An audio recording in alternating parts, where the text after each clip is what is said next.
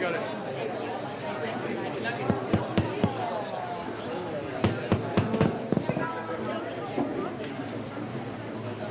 Good evening, everybody. I'd just like to recognize the Lawrence High School Jazz Combo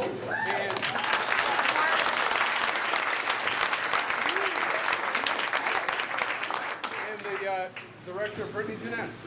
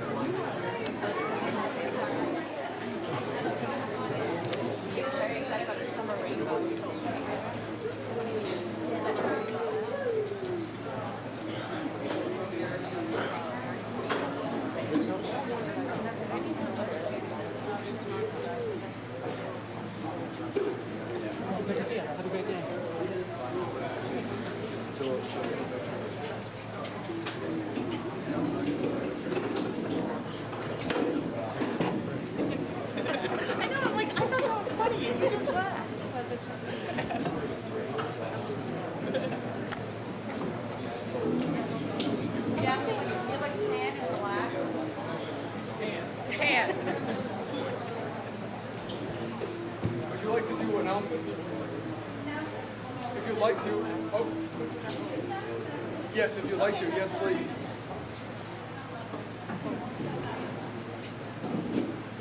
Okay, so over here on bass, we have Sylvie Hawes. On drums, we have senior Ryan Gibson. On bass sax, senior Emily Bartley. On tenor sax, senior Joe Chase. On alto sax, we have Tyler LeClaire. On trumpet, we have Joshua Medeiros. Trumpet, we have senior Jalen Casey. And helping us out tonight, our piano player couldn't be here. He's on tour. So Kaylee Cochran's filling in on piano. We also have Russell Cafe over there on trombone. Thank you very much. We have one more round of applause for the High School Jazz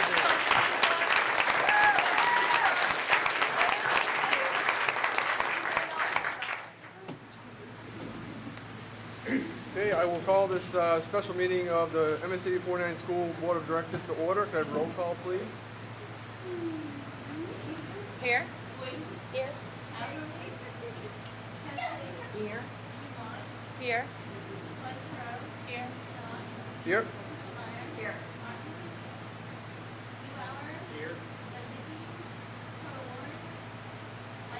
Here. Now, pledge allegiance.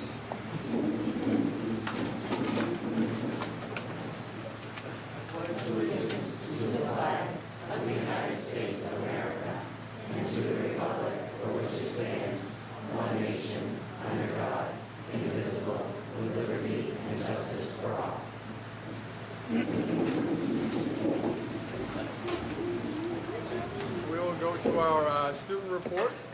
Okay. So first, again, another big thank you for Jazz Combo for being here. From the students, it's really amazing, and we're really proud of everything that you do, and it's an honor to call you guys our classmates. So, also, recently in the high school, we have learned of some unfortunate losses in staffing, but we do wish these people the best. From the student body, I'd like to extend the most sincere gratitude for your years and service and efforts at Lawrence to the following people: Mr. Matulis, Ms. Brown, Mr. Gurney, and Mrs. Dennett. We are eternally grateful for each and every one of you and everything that you've done for our school. On behalf of all the students, we wish you the best of luck with your future endeavors, even though we are sad to see you go. Additionally, we'd like to say again a big congratulations to the class of 2019 for graduating on June 6th. We all understand how difficult it can be to obtain your diploma with other matters and personal obstacles in your way, but you did it, so congratulations. And yesterday and today for underclassmen were final exams. Exams mark the end of the school year, and hopefully everyone has a safe and enjoyable summer vacation, and we should all be proud of our very many accomplishments throughout the year.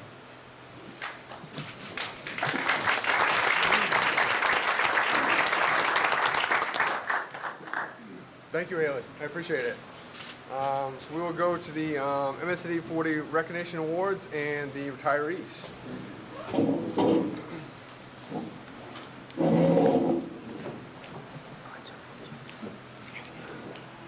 First award is for a faculty certificate. This award is given to educators for accomplishments beyond the expected duties of the position held, especially their dedication to youth, their welfare, achievement, and education will be recognized through this award. Professional accomplishments, as well as efforts that go beyond regular activities to improve or promote the learning process, will be highlighted. Our first award is for Kathy Stockford.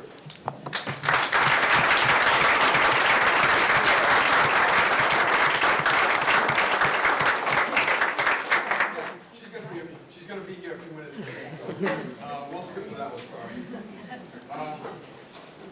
Our next one is Lisa Hume.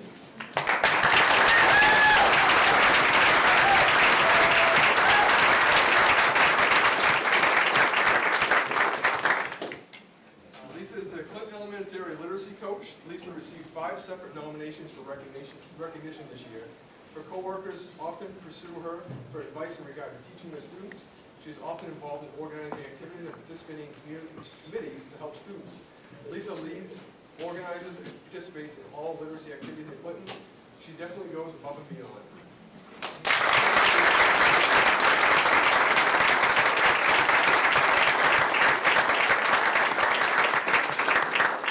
Our next award is for Allison Burns.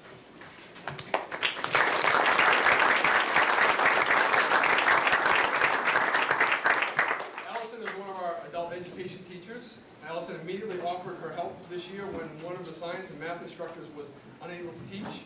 She served as mentor to substitute teachers and helped them navigate the world of adult education. The year would not have been successful without her help. And she did an excellent job at adult ed graduation last week.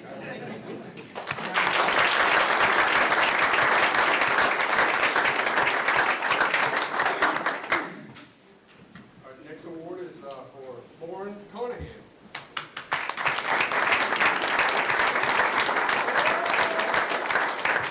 Lauren teaches in Albion Elementary. She is considered a model teacher. Lauren is the winner of a Google Jamboard grant. Her class proposal has been selected and slated to be presented at the Maine Learning and Technology Initiative. She is the Albion School Council Chair, mentors new staff, and belongs to the School Board's Education Committee. Thank you.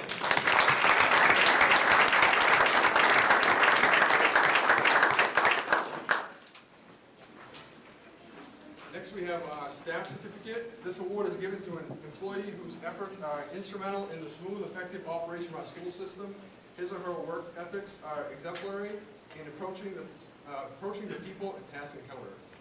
First award is for Scott Washburn.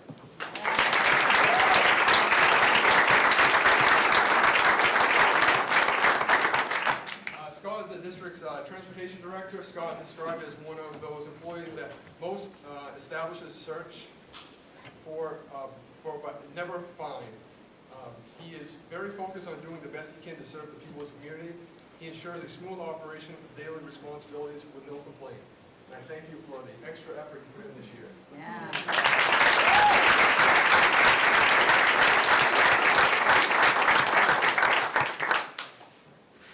Our next award is Educational Technician Award. This award is given to educational technicians for accomplishments significantly beyond the expected duties of the position held. First award is Marcia Buck.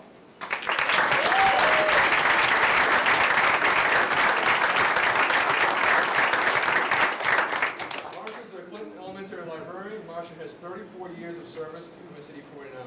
Although her title is librarian, she has often filled in with many roles with a smile and caring manner. She has helped organize student council projects and often filled in as a nurse. She will be greatly missed next year.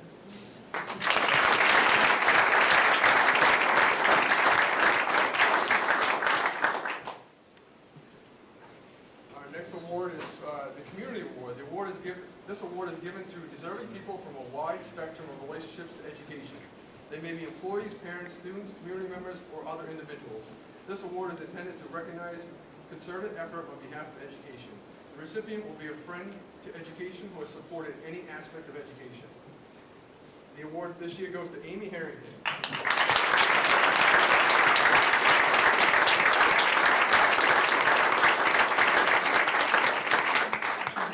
Amy was elected the PTO president for Benton Elementary at the beginning of the 16-17 school year. PTO serves as an organization that brings parents and teachers together to provide opportunities for students and their families. Amy has been very successful at organizing and coordinating fundraisers and family activities. She has had a direct and positive impact on Benton Elementary.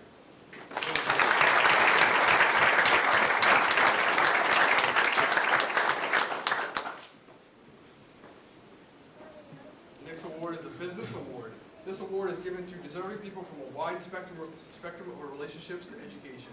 They may be employees, parents, students, community members, or other individuals. This award is intended to recognize concerted effort on behalf of education. The recipient will be a friend to education who has supported any aspect of education. This year's award goes to Jay Gould from Trade Winds in Clinton.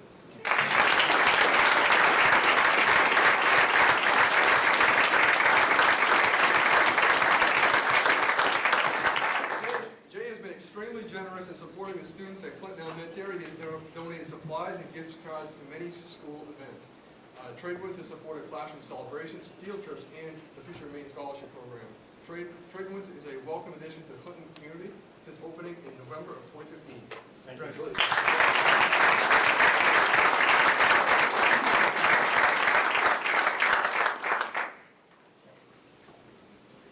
Kathy Stockford? She's on her way. Okay. Just want to make sure she's not here.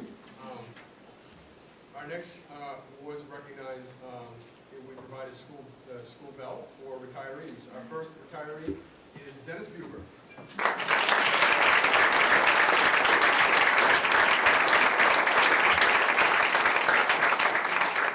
Dennis is a reading recovery teacher, and he's been in the district 17 years.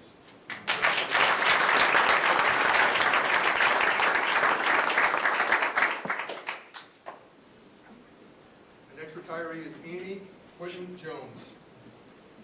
She's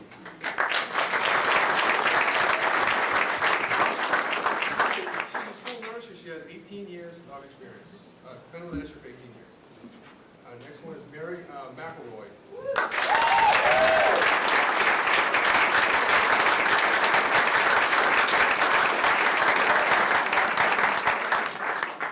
What were you doing when I was here?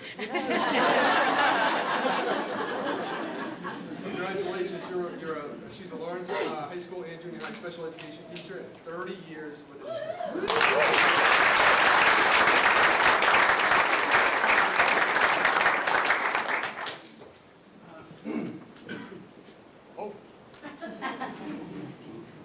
Oh, yeah, sorry. One and only.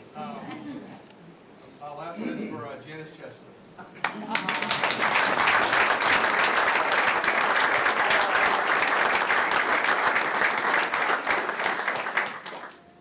And it says 6 years.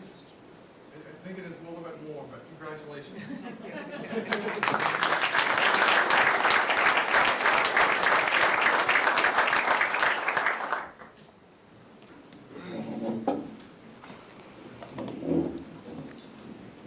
So we will actually take a 5-minute break. If anybody wants to stay, you're welcome to stay. But if you don't want to stay for the rest of the remainder of the meeting, you can. So we'll take 5 minutes.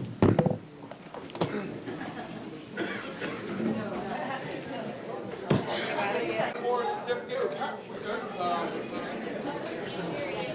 Hey everyone. We have one more faculty certificate, and that goes to Kathy Stockford.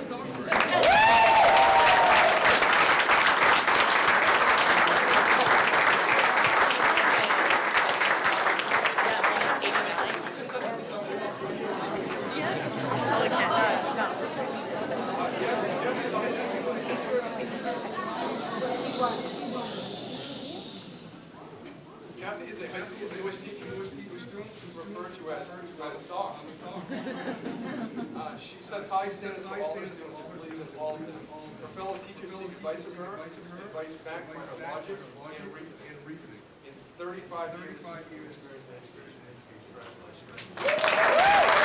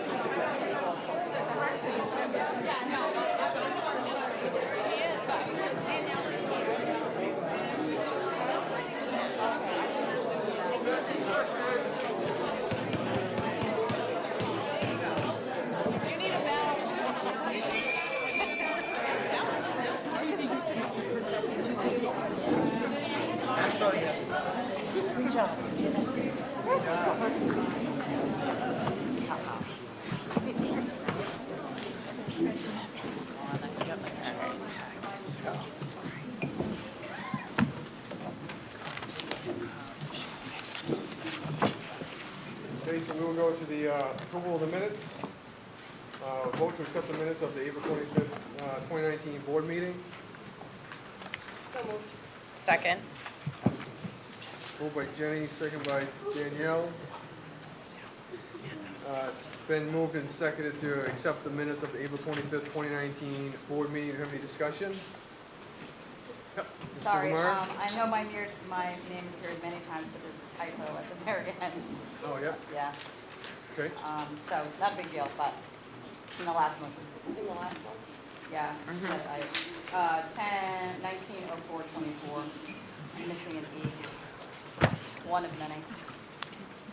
4/24. Thank you. Well,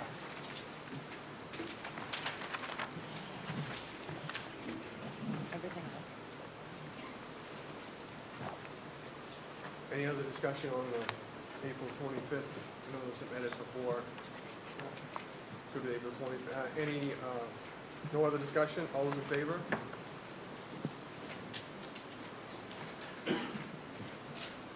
Ten. All those opposed? 0, 0. Vote to accept the minutes of May 16th, 2019 special board meeting. So moved. Moved by Danielle. Seconded by Jeff. It's been moved and seconded to accept the minutes of the May 16th, 2019 special board meeting. Any discussion on that? Ms. Boyden?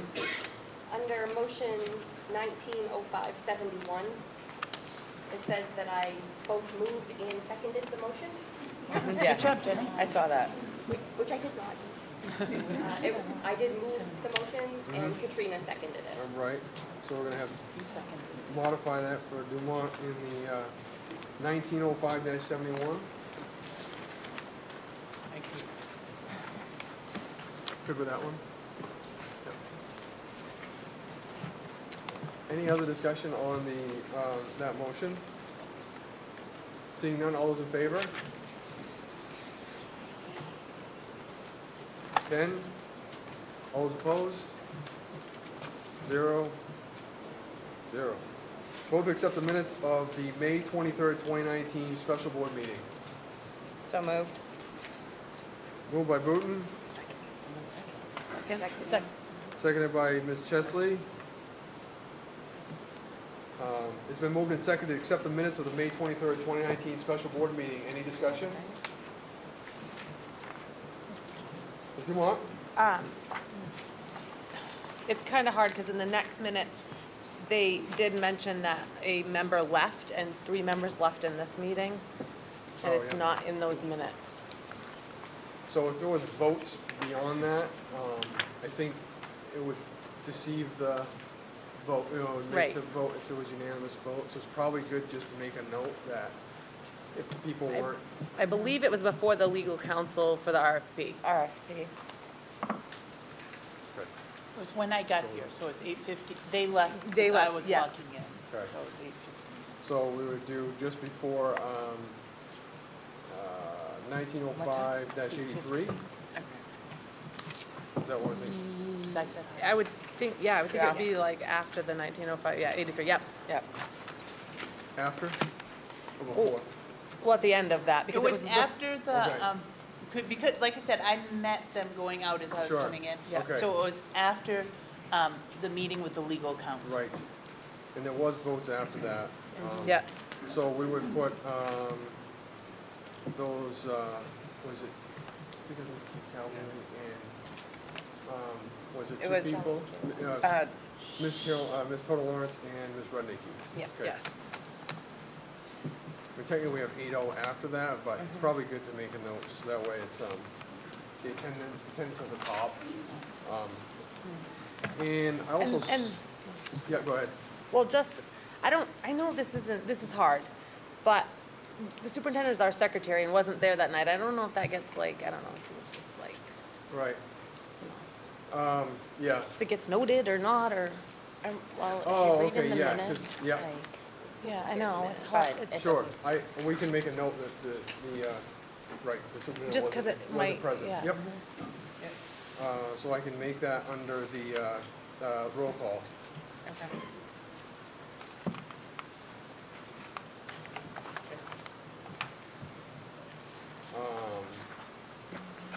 And in 1905-83, it looks like there was no time in and out.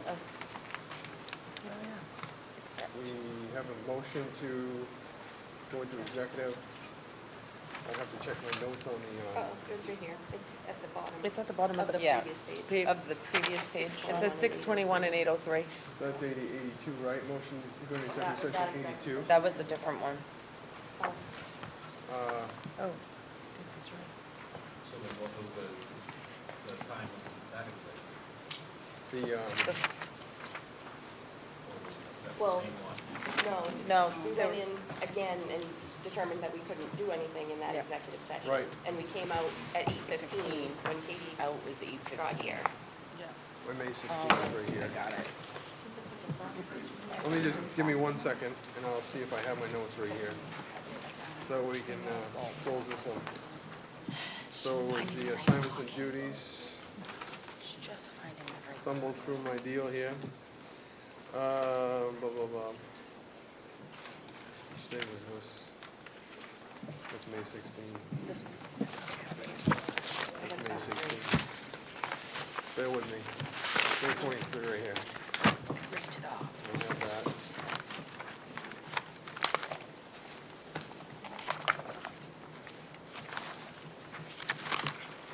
And I guess I do know. It's gotta be in there somewhere. What is it even? Are we on May 23rd? Yeah. May 23rd. I think it was 6. Well, we may have to table this one. It's right Oh, after. this is That's the 23rd. That's gotta be in here. Oh, yeah. So motion, blah, blah, blah, blah, blah, don't have the time. So we're probably gonna have to, hold off on that one, I would say. It's like 6:05. I can't find that sheet. That was probably the best bet on that. So we can make those edits and then we'll, catch the rest of it after, because I'm sure I have notes someplace on the time in and time out, or somebody else may, we'll catch up to that. Yeah. I'm looking. So do we have a motion to table, or I would entertain a motion to table minutes of May 23rd, 2019? I make a motion to table. I'll second. And would you withdraw your main motion, or Yes, I withdraw my main motion. Ms. Booton withdrew the motion? And Ms. Chesley, would you withdraw your? So we have a motion on the floor to table by Ms. Booton and seconded, Did you second it, Katrina? Second, yep. seconded by Ms. Dumont. It's been moved and seconded to table the minutes of May 23rd, 2019, special board meeting. Any discussion? All those in favor?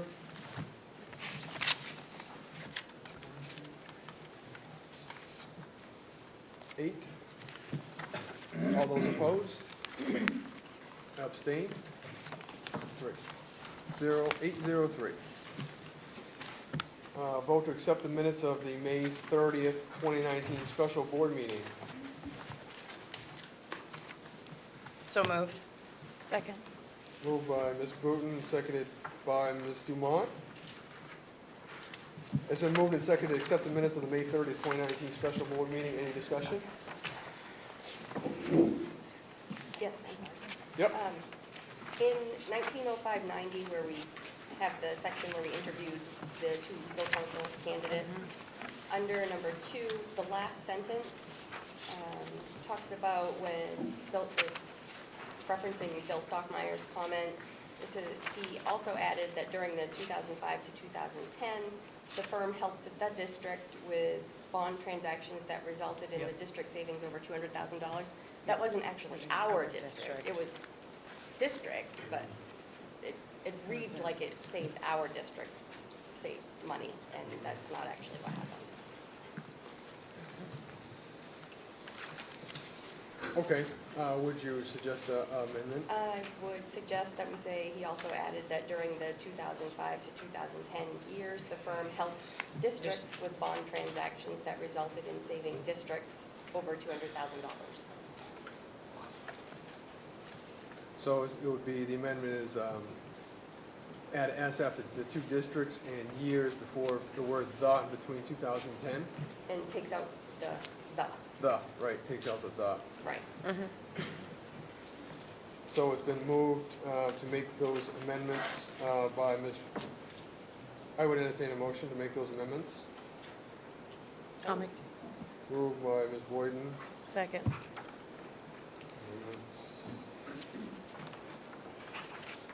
And it's seconded by Ms. Dumont. It's been moved and seconded to make amendments to the May 30th, 2019 special board meeting as described by Ms. Boyden. Any discussion? All those in favor? 8. All those opposed?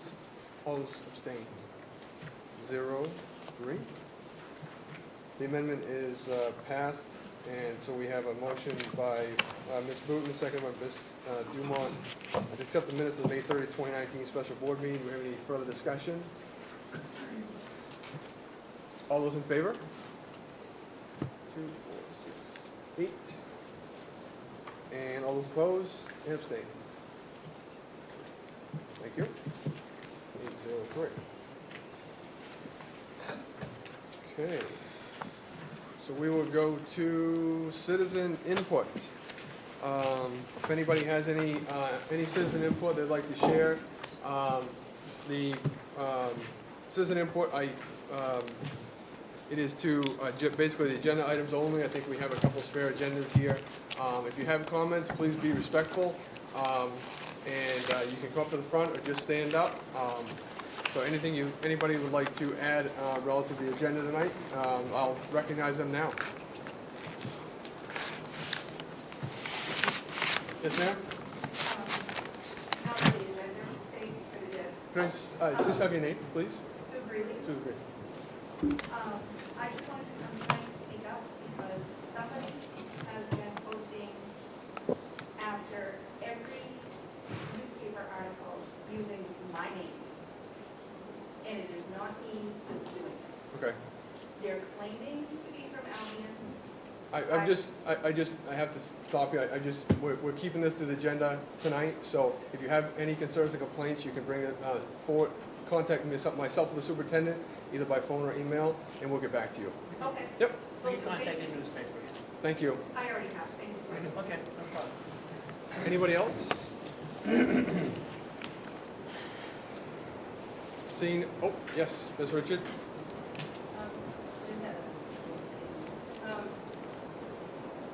About the budget.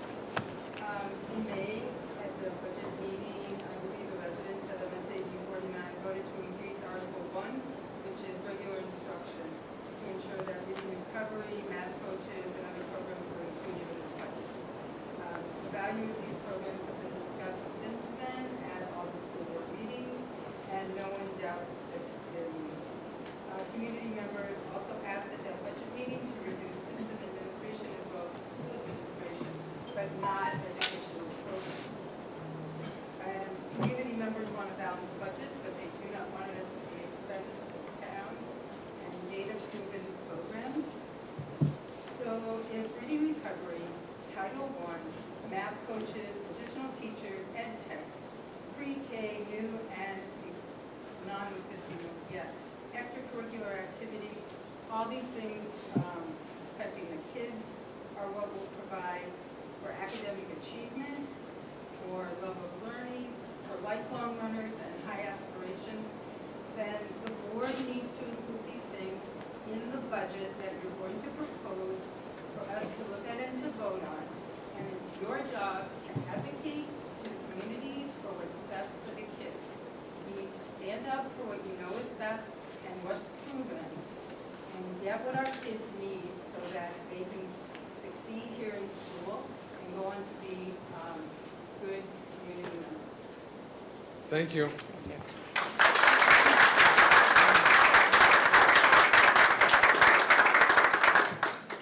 Anybody else? Yes, ma'am. My name is Caitlin Paulette, and I am a resident here of Fairfield.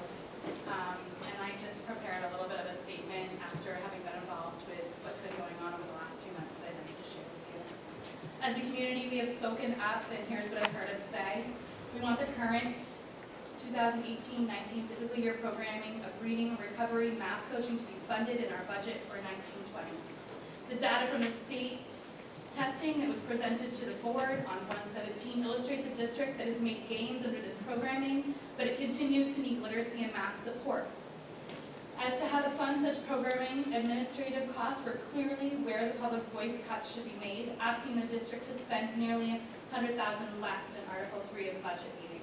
However, I do feel that the district needs supports around HR, as there seems to be many instances where labor laws have come into question about leave or how to use work stipends.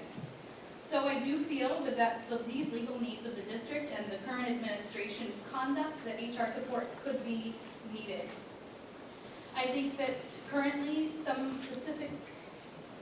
specifically looking at these situations from an HR perspective would be a necessary burden for our district. Does this need, sorry, I lost my thought. Finally, I heard that we need better clarity around the 13 positions that were hired over this past school year and that were deemed critical and urgent. Do we continue to need this? Is it addressed in the budget? Does it need to be? Has the need shifted to a need for special education to teachers or case management, like we've heard? I hope that these questions are ones that you've asked and that you've gotten answered as we move forward tonight. Kara's thoughts on pre-K struck me as particularly heavy on Monday's meeting. I believe wholeheartedly in the supports offered in such a collaborative program as the pre-K programs we have here. I used to work at Fairfield Primary's pre-K program, and I've seen the academic benefits as well as the transportation struggles. Katie Kapp and our district's binding together to offer literacy-rich programming to our youngest and most vulnerable seems to align with the supports the public is advocating for, and the numbers of our testing say that we need support with. Collaborations like this are also a huge DOE initiative with the advancement of public pre-K. Albion pre-K, with that being said, due to the rural nature of Albion, I believe this district should take a priority to reach this population. However, is that priority needed now? Can it be a priority now? I'm unsure of this, and I guess I was taken back by Kara's comments at first, but maybe she had a point. If it comes to keeping current reading recovery program and math, then perhaps the starting of an Albion pre-K is not something we can afford to do this year. Is there a cost comparison that you can reference? This is such a hard choice to make. As Mrs. Herson did note, there can be more costs for allocating Title I funds for salary versus general funds with state matching. How is Title I funds best spent? Can we do both?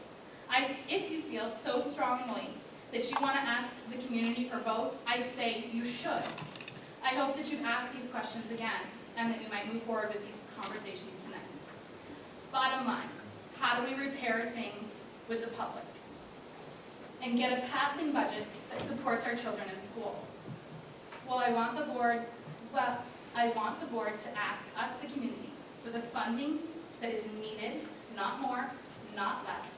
And every board member should know the ins and outs of what is going on with the budget so that they can instill confidence in us regarding this district's vision. Going forward from here, remember, it is unhealthy for any board or its members to be complacent and defer to one individual. It creates opportunity for that individual or the group to misuse its influence and make member overturn and absenteeism exponentially more challenging to deal with. Healthy boards are ones that are seated in honest, respectful debate and shared knowledge. It's okay for you to not understand something. It's not okay for you to not seek individual clarity. So please, have healthy debates, sessions of information gathering that are rich in understanding of what you want to see done. Above all, be role models for us. Show up, be present, and participate. On a personal note, I want to remind the public to take responsibility in having our own complacency with everything that has transpired on this board and with this administration. We do not always show up in droves like we have tonight, and we do not do so consistently. We have been coming here and placing blame on them. We as a community, as the stakeholders and the consumers of what this board's business is, should not be rallying after the fact, but we should be maintaining active participation in this entire process. I know for myself, this is where I have failed. I've lived in this district for 7 years, and I have just now shown up. For that, I'm sorry. I hope that others will continue to remain involved in the capacity that we see here tonight and have over the last few months. Show up, be present, participate. These are all things we ask of our children every day. Thank you.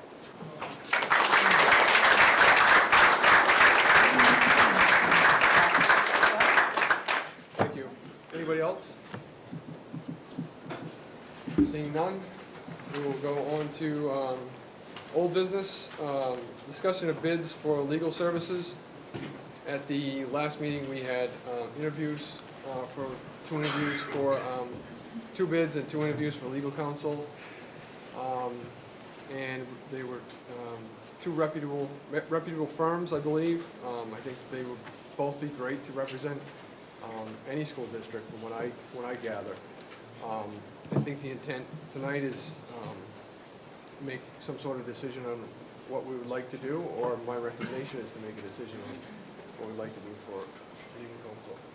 I'll open it up to the board if they have any discussion they want to put together, or whatever you would like to talk about.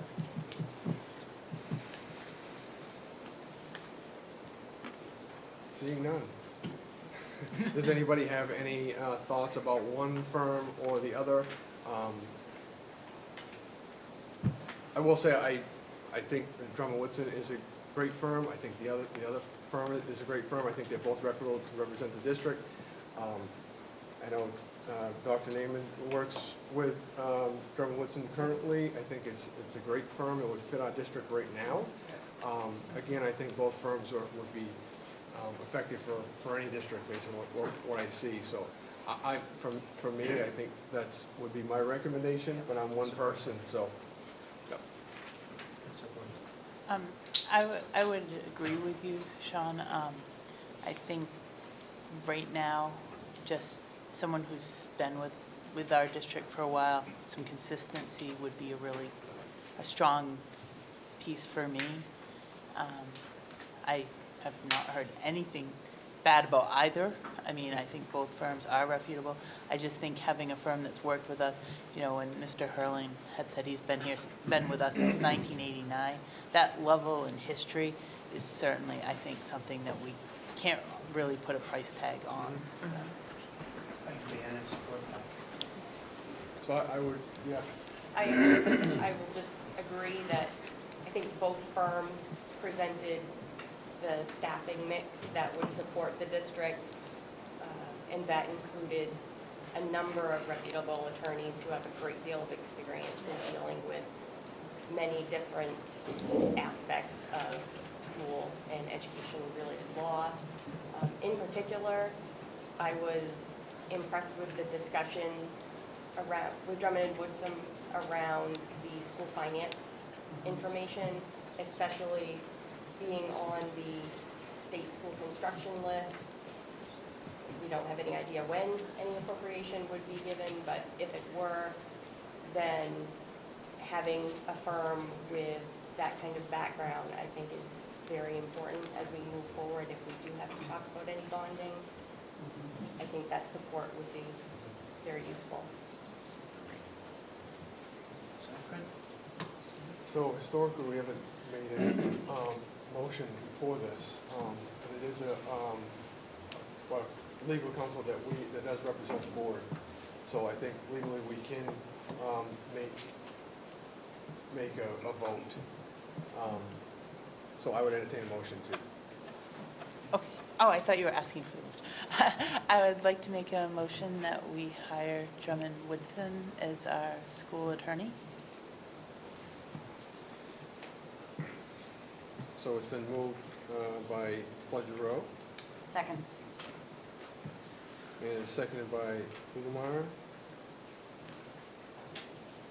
It's been moved and seconded to hire Drummond Woodson as legal counsel for the district. Any discussion on that? I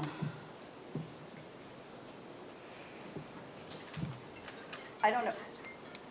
Make sure, just a reminder, if we could just raise your hand and be recognized. Oh, sorry, Yes, sorry, Ms. sorry.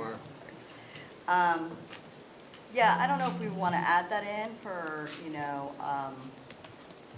into the motion about, a term or changing, so I'd be like interested to hear what other people An have to annual say about review? that. An An annual review perhaps, or a policy that addresses this in a more robust way. Maybe we could kick that back to the policy committee. I know in several boards, they say who they state who the attorney is, and then they put some language around that when there wants to be a change, that there is a process around that. Mhm. Yes. I would agree on policy. I think that setting a time frame for the review of attorney services and also for audit services would be a good thing to have set in policy so that we know every 3 years we go out for RFP for both attorney and financial audit services. Because at some point we should do that for audit services. We've mentioned it in the past, but just to make sure that we have a fresh set of eyes. We've had the same auditor also for a number of years, many years. So it would be good to RFP for those services as well. And any of those sort of large standing service contracts for the district, I think would be well served if we had a policy around that. What I'm hearing is a suggestion to bring RFP language to policy committee. Yeah. So I'm thinking, yep. Okay. We'll make note of that. So, any other discussion, any further discussion on that motion? All those in favor?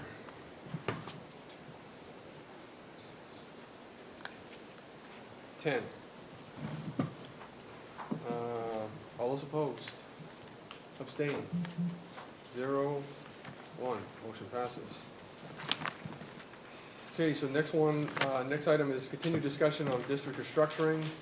So just to give an overview of this is we've had some meetings relative to restructuring over the last few weeks. These two are kind of ones that are hanging on the limb, if you will. And we just want to make sure that it's clean to what the board, it's not they're not hanging out there. And so the first one is consideration of what action, if any, the board should take concerning the restructured position of transportation and facilities supervisor, 190108 from January, including a possible motion to rescind the vote taken on January 3rd, 2019, item 1901-08 to create a new transportation and facilities supervisor position, to create a new job description, advertise and fill that newly created position. So again, as an overview, we had a title of transportation supervisor, January 2nd back. January 3rd, we created a new position under this motion that's kind of referenced here, is to create a new position. We discussed this at the last meeting, and the follow-up to that was to generate assignment of duties, and I think Dr. Naaman has done that, so we will pass those out now, right? Yep.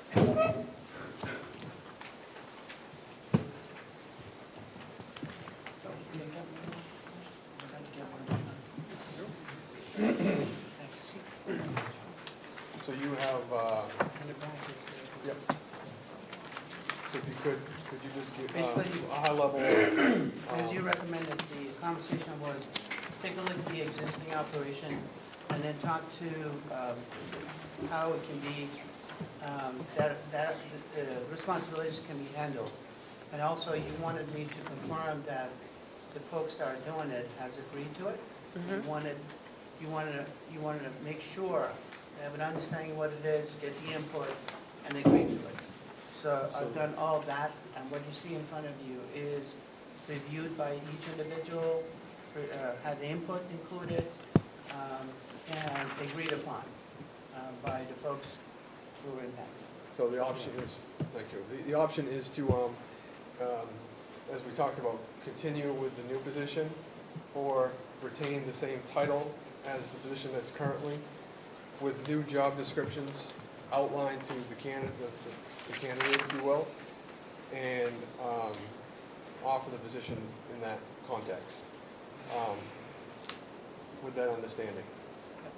I guess there's two options, so. Can you state what the two options are again? Sorry. So the two options is, right now, as we've mentioned, this motion is hanging out there to have a new position of transportation and facilities supervisor. New position, it was posted. And we could move forward with that new position. The other option is to retain the job title that we currently have now and modify the job description, and offer the position in that method.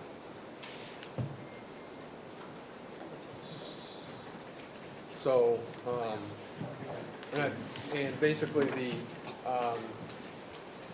cost structure is on the back as well, in the back of the form. The changing of the position, the prior position that was eliminated.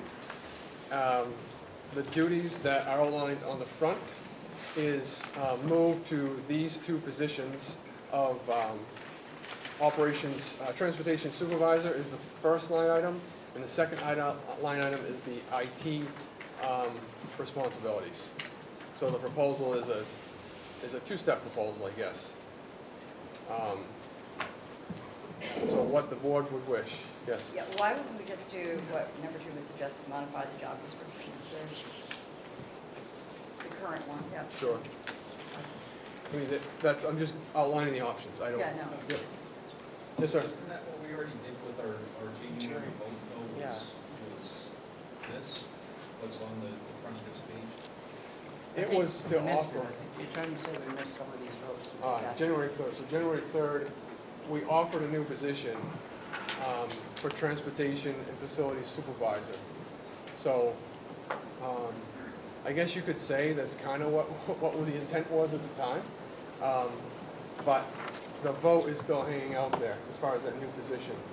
So whether we want to try to go through the process of filling that position, or we could just take the position as somebody sits in it now, that's been outlined the duties, and fill the position with these new duties with a different, rather than a stipend, we could create it would be a salary method, just like a regular position.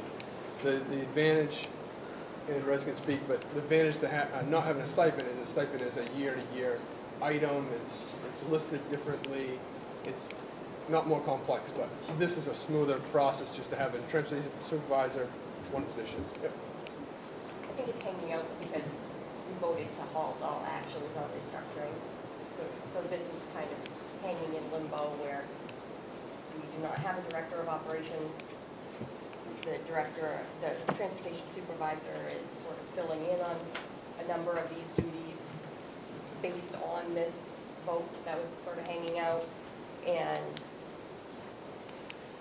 I guess I'll speak to my opinion on the stipend. If these are intended to be ongoing duties, I am not in favor of a stipend. It should be part of a salary. I don't think having a stipend for your normal job is appropriate. If these were short-term, you're helping cover, then I could probably understand the stipend, although not really.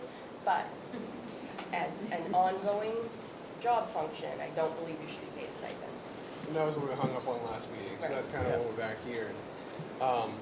I think to her point, I mean, I think our move here is if we were gonna go that route, we would rescind, I would entertain a motion to rescind 1901-08, and then we would make a new motion to return to the position of transportation supervisor with the duties outlined in the attached document. And that's just a suggestion for a motion. I'm just saying that that's the move that we could make, or again, you could make the move of retaining where it's at. Yes, Ms. Fledgerell. Would that mean if we made it into like a package, like it's a job, would the 15,000 be added to the transportation person's salary at this time? Correct. And then it would just continuous year after year? For the new school year. What? There'd be new salary for the new school year. It would be offered somewhere else. Right, but we wouldn't be having the same conversation a year from now? Correct. Okay. And that's the benefit of it. And it Yeah. would be the 20, wouldn't it? Oh, I'm sorry. 15 and 5. Yeah, sorry about 15 and that. 5, so it would be Total of 20. Yeah, okay. 15 for transportation and 5 for the IT person. So it's two different people. Two different people. Yeah, two different people doing it. I mean, the functions that would be assumed by the IT person seem to be IT related and don't particularly seem beyond the scope of what I would have expected for the IT person anyway. So I'm not sure that I would agree that a stipend would even be necessary. It seems like these would just be other duties as assigned. My concern on the transportation supervisor is these seem like an extensive amount of duties that are now being assigned to the transportation supervisor. Basically, all of the duties of the former director of operations. So is that a reasonable expectation for one person to do in a normal work week? He, to be honest with you, he has proven that he has been doing it voluntarily. He has taken part, and I think on my part, I have to say yes, based on his performance, what he's done so far. And I don't disagree that, well, the catch of this is the dollar amount is, I think the board's approach to this is, are these duties kind of, are they okay? It's really, for the most part, it's up to the superintendent to figure out the dollar piece within budgetary requirements. I think we can have the discussion about it, but whether we're actually. We could choose to not put that $5,000 in the budget though. Right. Yep, and that is a, They both looked at it and wanted to make sure they answered the question, can you do this? And I think the answer was yes, and that's what we agreed on. On an ongoing, forever type basis. This is a doable job. Yes, that's what they in would like. 40 hours a week. That's what they would like this, and support them. And I think from my perspective, I would support them. yes, sir. Sean, that's a position that was done by Charlie Richardson, former business manager before, by himself for a very long time. Right. So it's not that it hasn't been done in the past, it just gets the duties are spread out to someone else. So if it's doable, yeah, it's been doable for a long time and always was doable. It got changed somewhere along the line. So, yes, sir. No, I think the job's been getting done really well. I think a lot of these work together. I mean, having two people, you're crisscrossing a lot. One person, I think it's most streamlined position.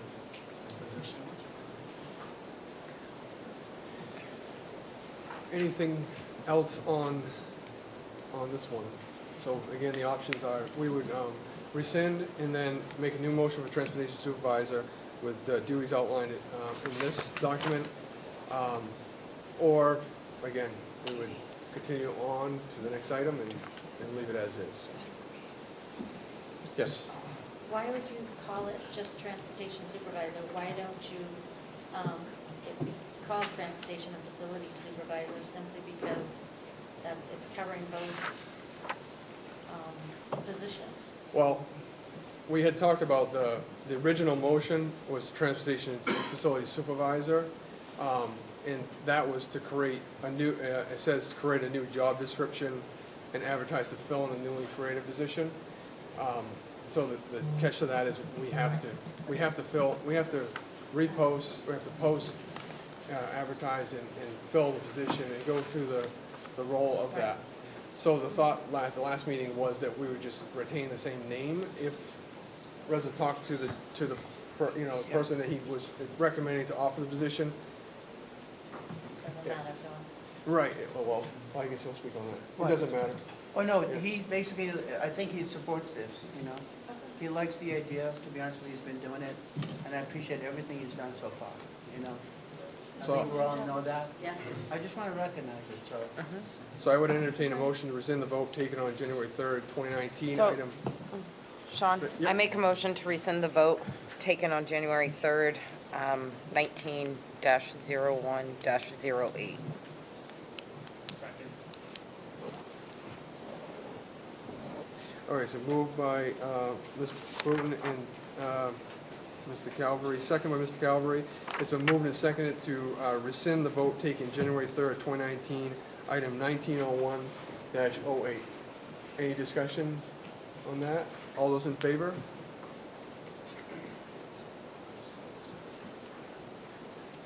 All those opposed? 0. So I would entertain a motion to return to the position of transportation supervisor with duties outlined in attached document.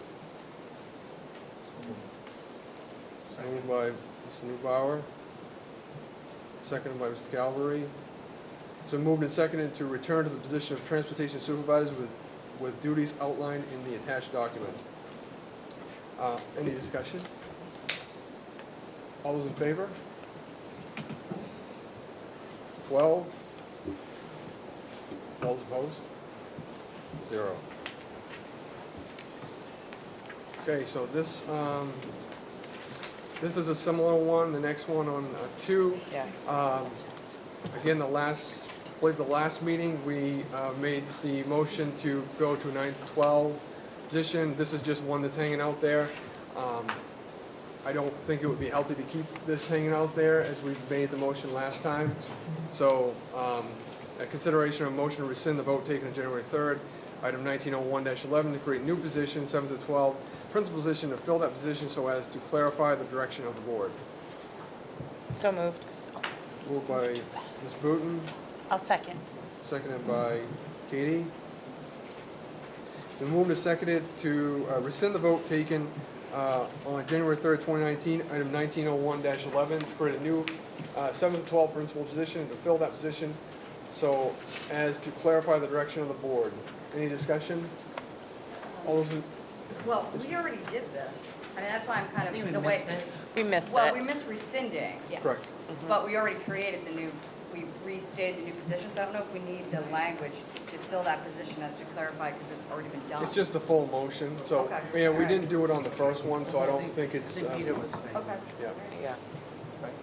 Yeah, I don't think it's important, as long as the number is in there, just tell me, yeah. Just play safe. Any discussion on that? We rescinded, or we didn't rescind, but we already created a new position before we rescinded. Correct, we did the, So you can't do that, so why isn't the next motion gonna go forward? You can't create a position when you haven't rescinded the old position. I'm sorry I wasn't here for that meeting, but that sounds like why you're having this motion. yeah, I don't know that we can't, but. Yeah, we actually, I think you're did, wrong, Jim. yeah. We can ask our attorney, but we had that discussion. And I think for clarification purposes, it was best on the books for us to rescind it, but we can change our mind and make a new motion. Any other discussion? All those in favor?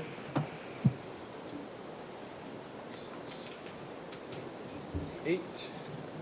And all those opposed? 1, 2, 3. All those abstained?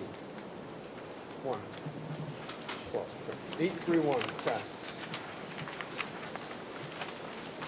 Okay, so we'll go to new business. So on Monday, we had a school board meeting, and we kind of went over the Title I planning application. Anybody that wasn't here, I have that, Mr. Martin, I have this for you. And anybody else down that area? Probably, those are my extras, so. So basically, this discussion was on here, we basically had the discussion on Monday. If anybody has any further questions on it, you can, or input, part of the grant is to bring it to citizen input and the board input. So if anybody has any input or suggestions to it, they can provide that to Mrs. Hersom. Call or email is fine either way. If the board has any direct questions about that, we're going to go into budget right after this, just as an adjustment. But does anybody have any questions? And this will probably come up in the budget conversation anyway, so. Seeing none. So I'd like to, if everybody's okay with it, we'll go into budget now before we get into any of the big aspect of the agenda. So we had a meeting on Monday, if we could hand these out. Do you have the, oh, sorry.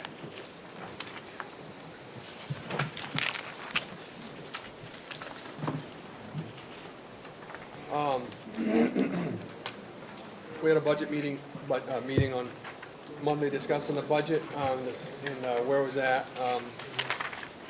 The timeline was to meet tonight, in an attempt to get to a resolution or get closer to a resolution to the, to finding, getting a new budget. I'll wait till everybody's got one. Yeah, just one. Thank you.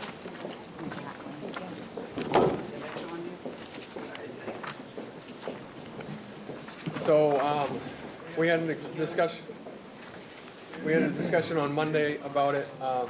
We kind of got an overview of, options, from the input that we've received. We requested, for Dr. Naaman to, get with administration and make sure the budget, what administrators, are asking for, and their needs are line up with what's in the budget. Make sure the board can verify that.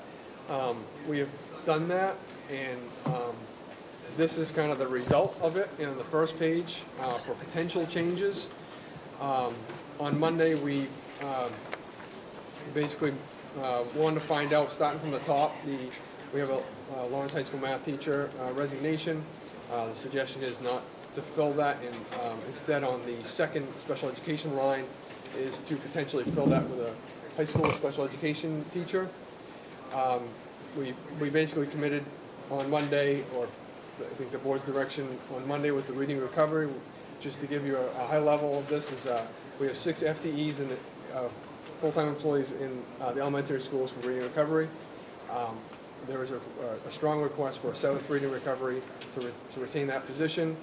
That would be an adder to the FY20. The option for that is to fund that through Title I. However, we take there's a cost, a greater cost to fund that through Title I. So there's 6 FTEs for reading recovery in Title I. Due to the retirement main PERS cost, the percentage shift cost is it's actually cheaper for us to fund it through general fund in the budget. The thing with the Title I is we only have so many dollars, and we would like to have a lot more dollars to fund those services. But we're only provided so many funds, and that's a fact, isn't it? I saw your face on the retirement. Do you want me to clarify the difference in the retirement number? No, I'm good. I'm just, doesn't matter, I think, so we're good. So Well, for everyone else, the reason there's a difference in the retirement number, if you fund it out of the operating budget versus if you fund it out of a federal grant, if you fund a position out of the operating budget, the state funds the cost of the unfunded actuarial liability for the retirement system. So the part that the district has to pay is about 4.5% of a salary towards retirement. Whereas if you fund a position out of a federal grant, you have to pay the full cost of the teacher retirement, which is about 22.5%. So that's why it costs more to have the same position in a federal grant versus if you fund it out of the operating budget. So that's potential, whether we've already discussed the reading recovery on Monday, potential Albion pre-K. Why is reading recovery in Article 1 and not in Article 2? Because it's instruction. Why is it special education It's instruction? in the special. Reading recovery is education. No, it's two. It's for at-risk, not those identified with like. So it's for kids that are like, wouldn't qualify for that, Tim? Reading recovery is identified as at risk. At risk, but they don't have. But they don't have. They don't have So- an IEP, so it's not considered Article 2. Correct. Tara can answer this, so we don't need to. Is that answer? That was my question. It's a good question. Coming out of regular ed, when to me it's special ed services. Yeah, that was why I had the question.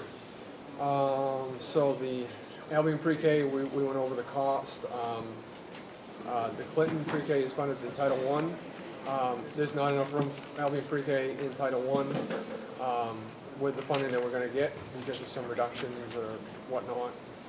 So there's potential to put Pre-K for Albion in Title I. In Title I. In Article 1.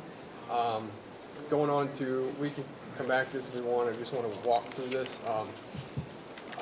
So as an offset to the math teacher in high school, the suggestion from administration and Dr. Naiman was to do a swap from Article 1 to Article 2 to add the special education teacher. And with that, the high school is requesting one special education ed tech position because the numbers are getting closer to, correct me if I'm wrong, getting closer to the risk of being non-compliant for those positions. Clinton additionally is requesting a special education teacher. And additionally, 2 special education ed tech positions. On the second page, we have an outline from the administration regarding kindergarten and the risk to not covering IEPs due to not having those ed techs. Also, our new director of special education is going to be reviewing it and is highly recommending to do that, the regulation. Also, we have, for the next article, is a cost of referendum, which is roughly $10,000. Every time we go to a referendum, a budget meeting, referendum, print ballots, hire people to run the ballots and whatnot, that is the cost. Potential salary rate expense. This is the $5,000 we had discussed for the IT piece, and then going down to the next article, I'll explain this. The second line, potential salary, that's the 15 we just discussed, but then that marries up with the operations director expense we had budgeted previously for an operations director in the budget that we put forward on May 14th. The director of operations is eliminated, basically based on the motion we just made. So that would be the savings, and then that continues on to facilities maintenance because that cost came out of 2 different articles. So that's just kind of what we discussed on Monday. No real solid information. We've certainly got some input from the community tonight as well, and again, we got the input from the administrators this week. Dr. Naiman and Ms. Thompson did both those things. So the third is a verification of the budget, and what is the third page is a verification of the budget as requested for Monday, verification from what's in the budget and what is requested.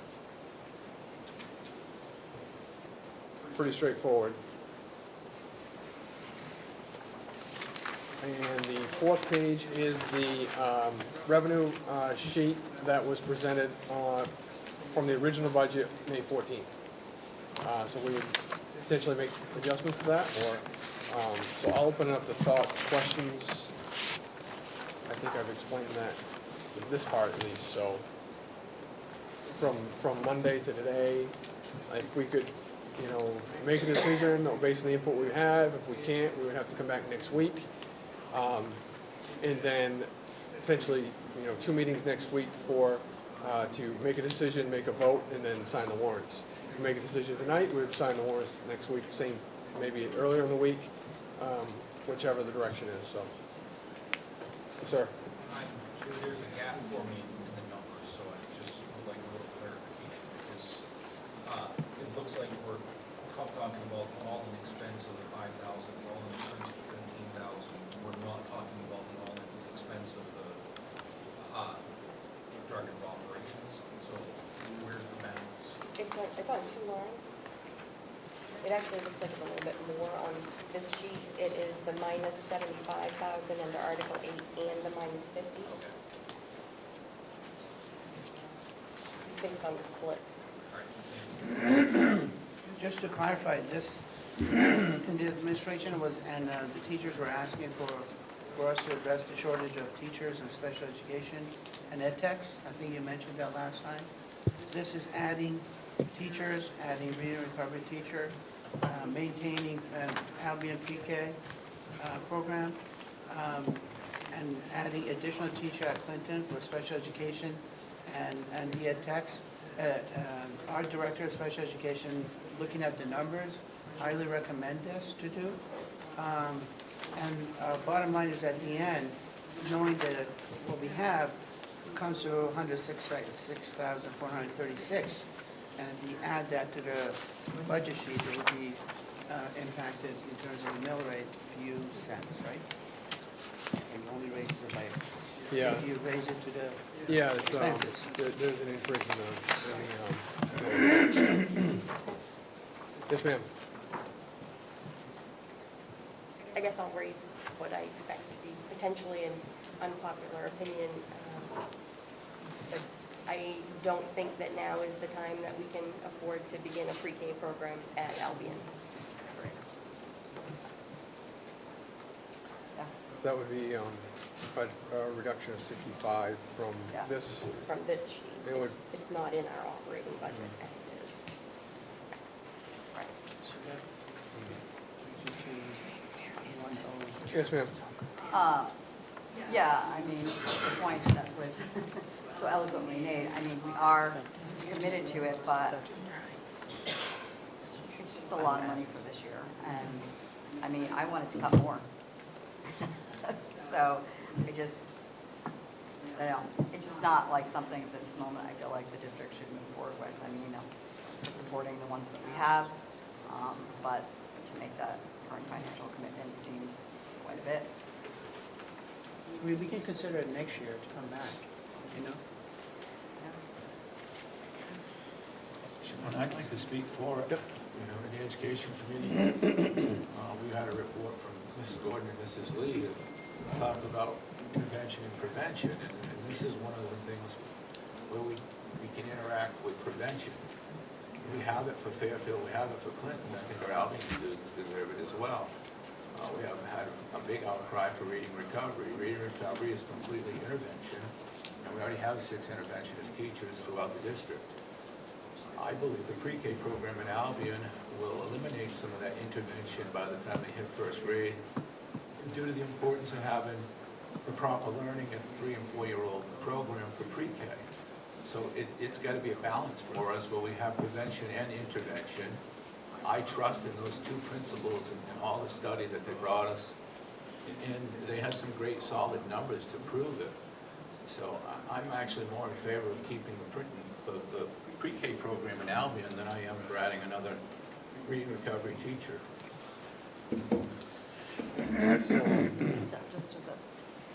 So it's, Tim, I'm in agreement with you. It's about the per cost per pupil, right? So there is more of an impact for the reading recovery than, right now, there's maybe 12 students potential in Albion.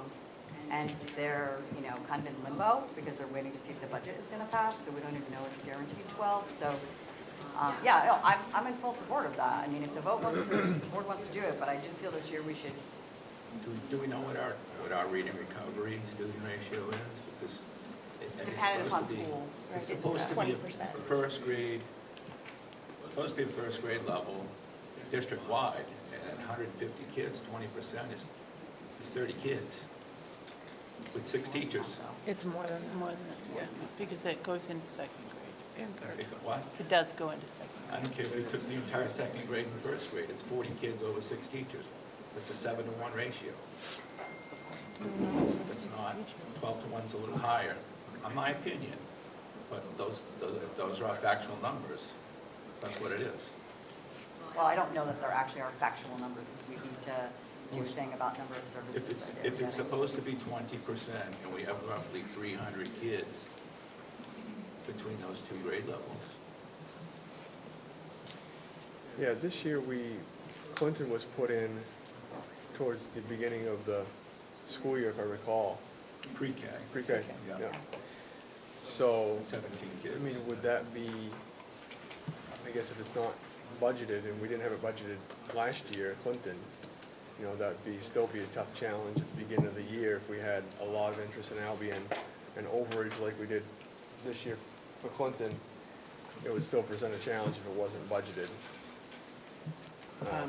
The 16 students pre-K, just want to let you know, we had raised our subsidy because it counts toward our, as you know.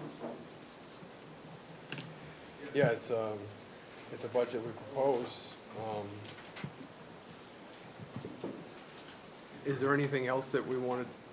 Oh, yeah, I'm looking down, I'm not even, sorry. Yep. What's the projected student-to-teacher ratio in Albion? Is it small enough that we could loop a class to be able to offer a pre-K class without it extending the budget? Because, I mean, I remember years ago, we would have combined classes of a 1, 2, or 3, 4, 5, 6, and if the student-to-teacher ratio is small enough in Albion, especially when we've got 20, 25 to 1 at Benton, if we had a 20 to 1 in Albion doing a looping, it would make more sense and still get us the pre-K program, because, I mean, that I know is the push behind the Department of Education this year is to the early learning is a huge push right now with the Department of Education. There was a lot of money funded, a lot of bills come through for the Department of Education for the pre-K and the early learning. So it would make sense if the numbers are low enough to do that. Yeah, in your packet. Or a couple of them. The attending enrollment, I don't know what this means for projection for next year, Yeah. right? It's higher. Okay. But even if you did say a 1, 2, and a 2, 3, and split, say, that grade, and I mean, everybody else doesn't seem to have a problem telling the superintendent, you know, making suggestions, so I'm gonna do it too. So why not do something like that? Why not, you know, look at that and be able to still offer a pre-K program in Albion? Because it seems to be an issue. It's a way to shift some money. Yeah, based on this, it looks like, and again, it's projected. Right. 1, 2 would be 15 together. And 15, 8 and 7. 15 kids total in 1, 2? Yep. Would be a But- perfect way to loop and still offer pre-K. I don't know if Ms., have a Lori, do comment you on want to that, make, or is it Shelley's idea? Do you want to talk? as far as these numbers too? Speak on that? Yes, ma'am, please. Certainly, we could do a 1-2 loop, if that's what you would like for us to do. We have low enrollment in grades 1 and 2. So that would equate to removing the dollar amount for pre-K, if you will, for 65,000, but it would still get, in essence, it would still get funded. Yes, ma'am? Would that actually though, because we still have to work with KV Cap. Right. It's not just us hiring a teacher, it's, you know, our portion towards KV Cap. Yes. Right. So if we hire our own teacher and go our own way, isn't KV Cap going to want something for their services Well, in Albion? No, well, you're it saying would still get, Can I speak to that? Yes. KV Cap is offering us a great deal for that Albion pre-K. For 16 students, a social worker, a teacher, a Tech 2, and a Tech 1 floater for a full-day program, which we will fill at 16 students.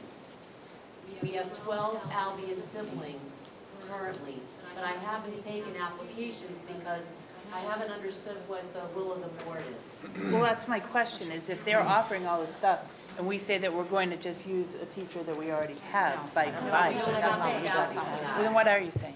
I'm saying we combine that, or we shift one of the teachers, you know, I mean, there's always, and Right. we can shift it. Our and staff KV is more expensive than the KV Cap staff. So we don't have to pay them anything?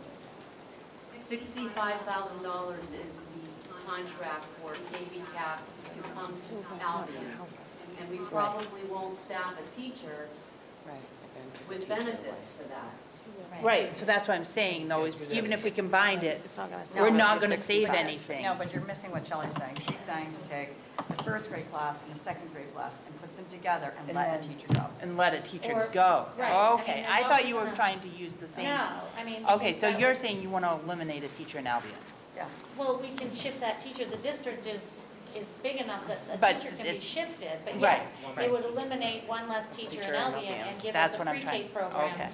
And give us the opportunity. Okay, I misunderstood, because I thought you were saying you're trying to use Well, that if we put a shift, teacher. then we don't save any money. But we don't save money, yeah. If a shift doesn't save us any money. Right, So- well, we can, well, a lot of, what I was looking at too is, we always have, attrition and that type of thing, so it's not actually necessarily letting a teacher go, because. Well, we asked about attrition, and So- we didn't, that wasn't answered. I don't know if you have. But it just gives an opportunity to be able to still fund the Right. pre-K program, which is an important feature to have. No, I agree, I just didn't understand, I thought you were saying that we would use that money, like that teacher would be, okay, so you're saying that there'll be one less teacher in Right. Albion. Okay. Can we, Lori, is that 16-to-1 ratio? Because we were first told 12-to-1. So 16 KB to cap 1. is going to be 16-to-1. Yes. If there's, 16 is the state law. We're Okay. allowed to have 16. We can have a 17 if we ask for permission. Yeah, Mr. Moore? well, I'm just looking at the numbers from the last two, 8 and 9 for kindergarten and first grade this year, so you have to get 16, right? Like, there would have to be 16 kids that qualify to be in that program. We have 12 already before even going past Albion. You can do it with 12 though, right? If you only Yes, get we 12. can, right. absolutely. The cap is 60. And has it been accounted for, or do we get the money from the state on the count next year? With It's a- using the 4-year-old program and the pre-K program, that also gives us the count for state funding Yes. in they the already upcoming qualify. years. Yeah. We get They already that as well, qualify so for it pre-K. gets us, so we're actually gaining, because we would be adding the pre-K program with an additional 12 to 16 Yeah. students. I think that's what Lori was saying, that Right. the additional Yes. subsidy. Every student that comes to our pre-K program is counted in the child count, and you bring in revenues from the state for that. So that's why really pre-K over time should be put in the general fund, Right, because you're receiving revenues for that. And you're also, when you're working in the collaborative with KVCAP, you're raising the free and reduced lunch amounts. Right. Because any child that's in a Head Start program gets free lunch. So it raises the ratio of free and reduced lunch for Albion, therefore helping the district bring in more Title I monies to spend for reading recovery, math, and other essential supplemental programs right, that we all need. right. So it makes sense to do that.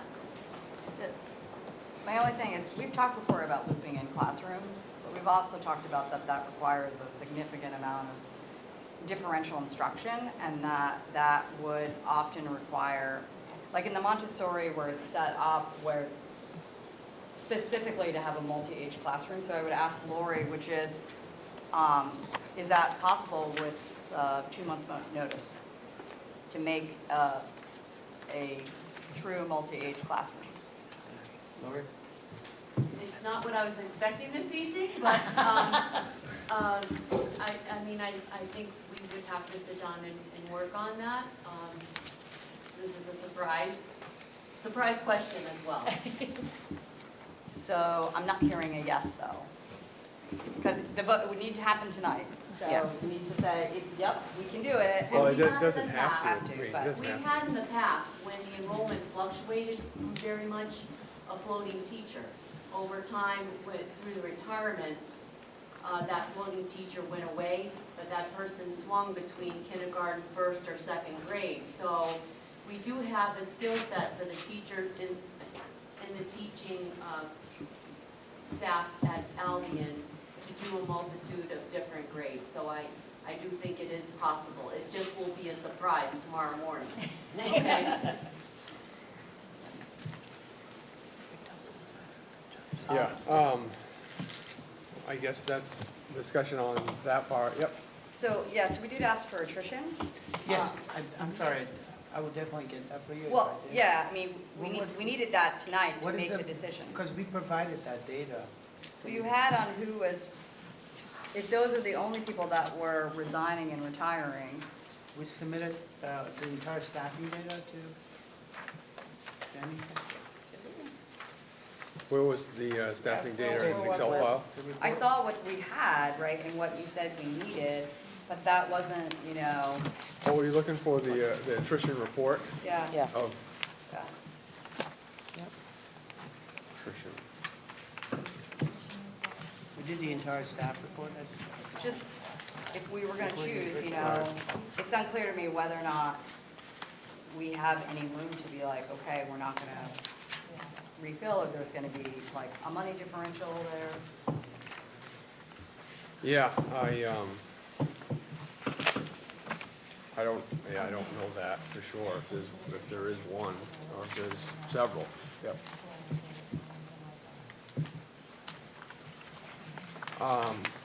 So I guess if we could go from the top, we're in agreement with the first two, and then special education, the offset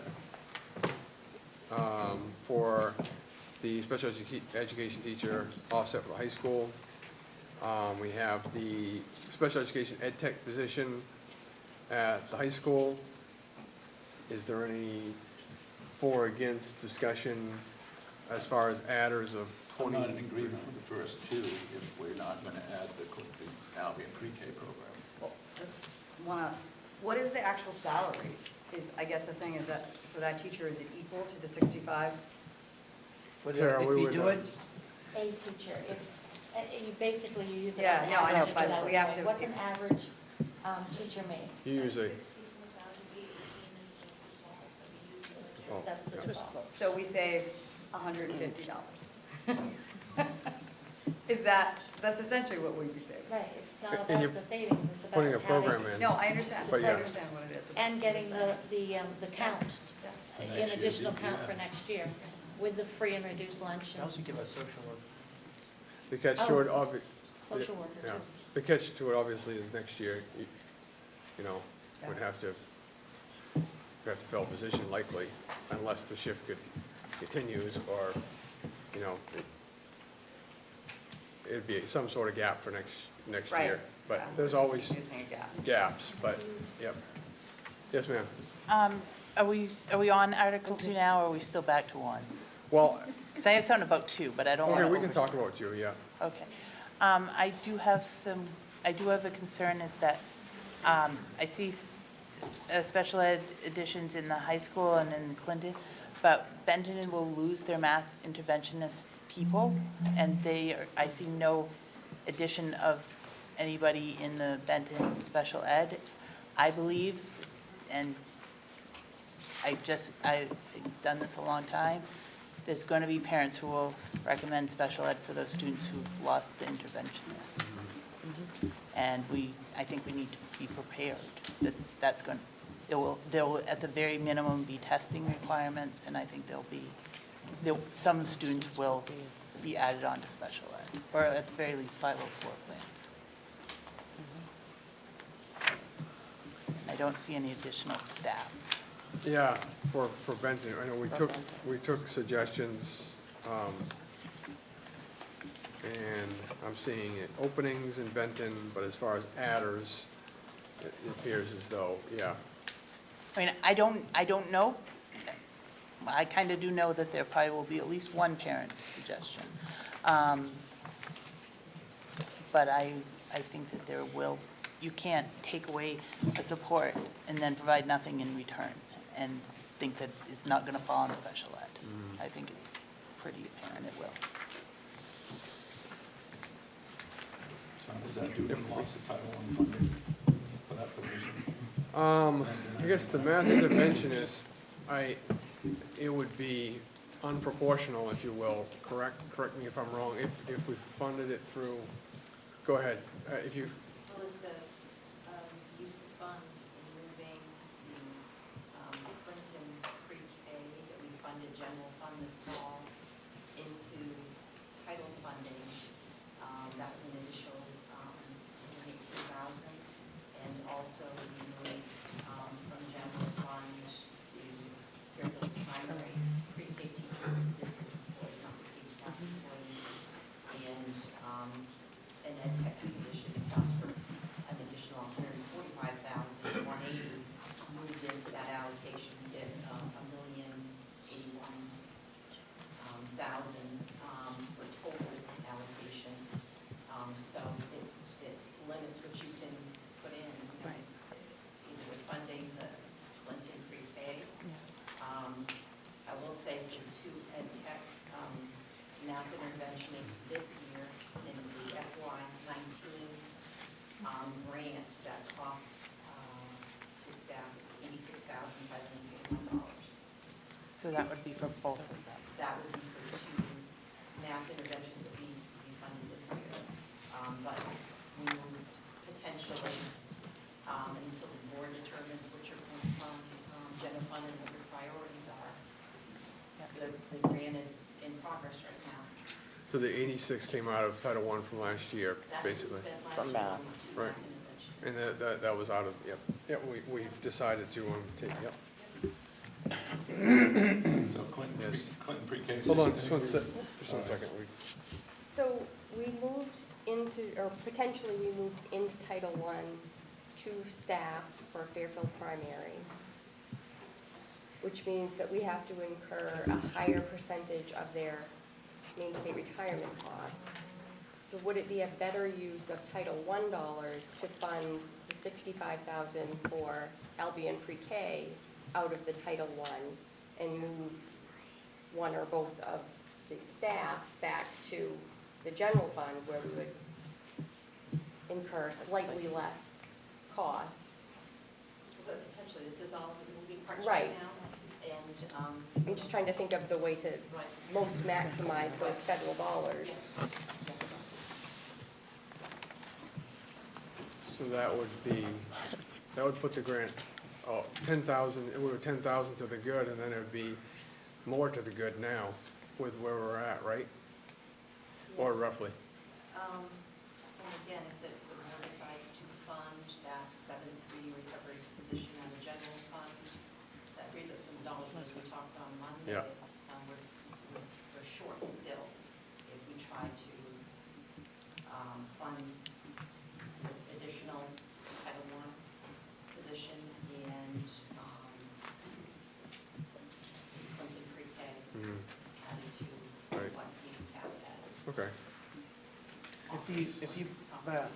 If you pull the 65 and have the operation budget pay for it, we still have about only left 19,000 at the Title I. That's the difference is, so that only leaves us that much. So ideally, we'd love to go and do the math intervention, if we could. But, yeah, go ahead, sorry. Yeah, go ahead. My only question is, will we still receive EPS funding for the Clinton pre-K and Albion pre-K if we shift them? As long as they're on our enrollment numbers. Yeah. So either way, it doesn't matter for us. And the funding we're going to receive for the state is more than going to pay for this. Yeah. The only difference is when you do with the heavy cap, you automatically move into the free reduced lunch numbers too, to increase it.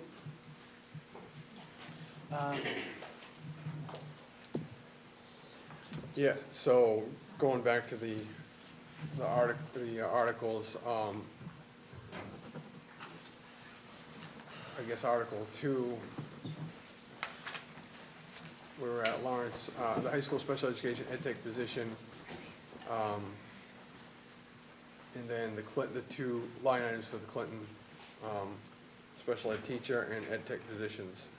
So again, those were added because of kindergarten and. Also the change in the population. Clinton has a change in student population. Any discussion on those as far as, unless we want to go back and decide on what we're going to do about the position in Fairfield primary position that's in Title I, extract that 65 for Albion pre-K in with KB cap in the Title I funds. I don't know if we could run those numbers tonight. Probably, I would guess not. I had it up. Oh, all right. But basically, it would be the cost of the Fairfield primary position extracted from Title I and then put the 65 in. I think it's gonna be in by a good margin. So basically, what would that Fayetteville primary position coming out and put it in general fund? What would that, you know, if we knew what that dollar amount would be, we could put it on our sheet here. But I'll be patient. I can't pull anything up either. I was trying to pull up the 279. Sean, do you know what our Article 1 and Article 2 total ask currently is before we add 1 and 2? Total dollar amount? Yeah, like 10 million, 2.9 million. Yeah, I have it here. Actually, I think I have an extra copy. I just need a dollar amount.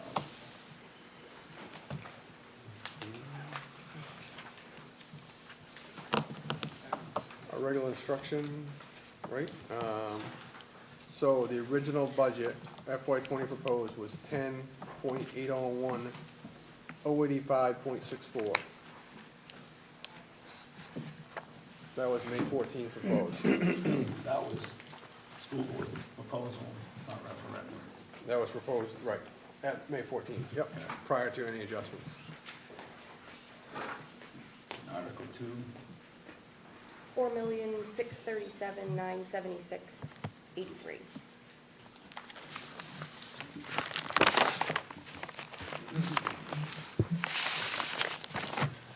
So should work on that number. So the 65 potentially would come out off the sheet and would add a number in replacing of that for the Fayetteville primary position coming out of Title I. So then just going to the 200,000 here, I guess skipping down to 4, that's almost a required amount. And,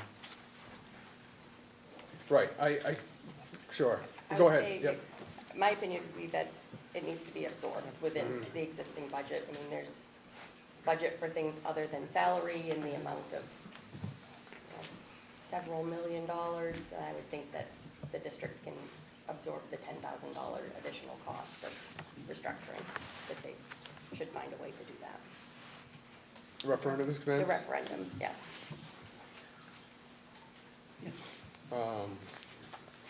Yeah, you could look at it 10 different ways, I think.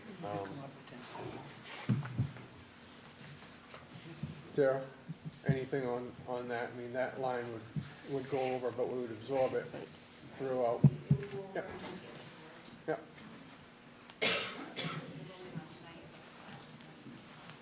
Yep. Then the shift in the 5,000, the 75, the 16, and the 50 are all conjunctional one. So anybody for, against, or opposed anything with those or any discussion at all? We basically just voted on these, so I don't know as though there's a whole lot of discussion. I'm gonna put an okay next to those. So then just backing up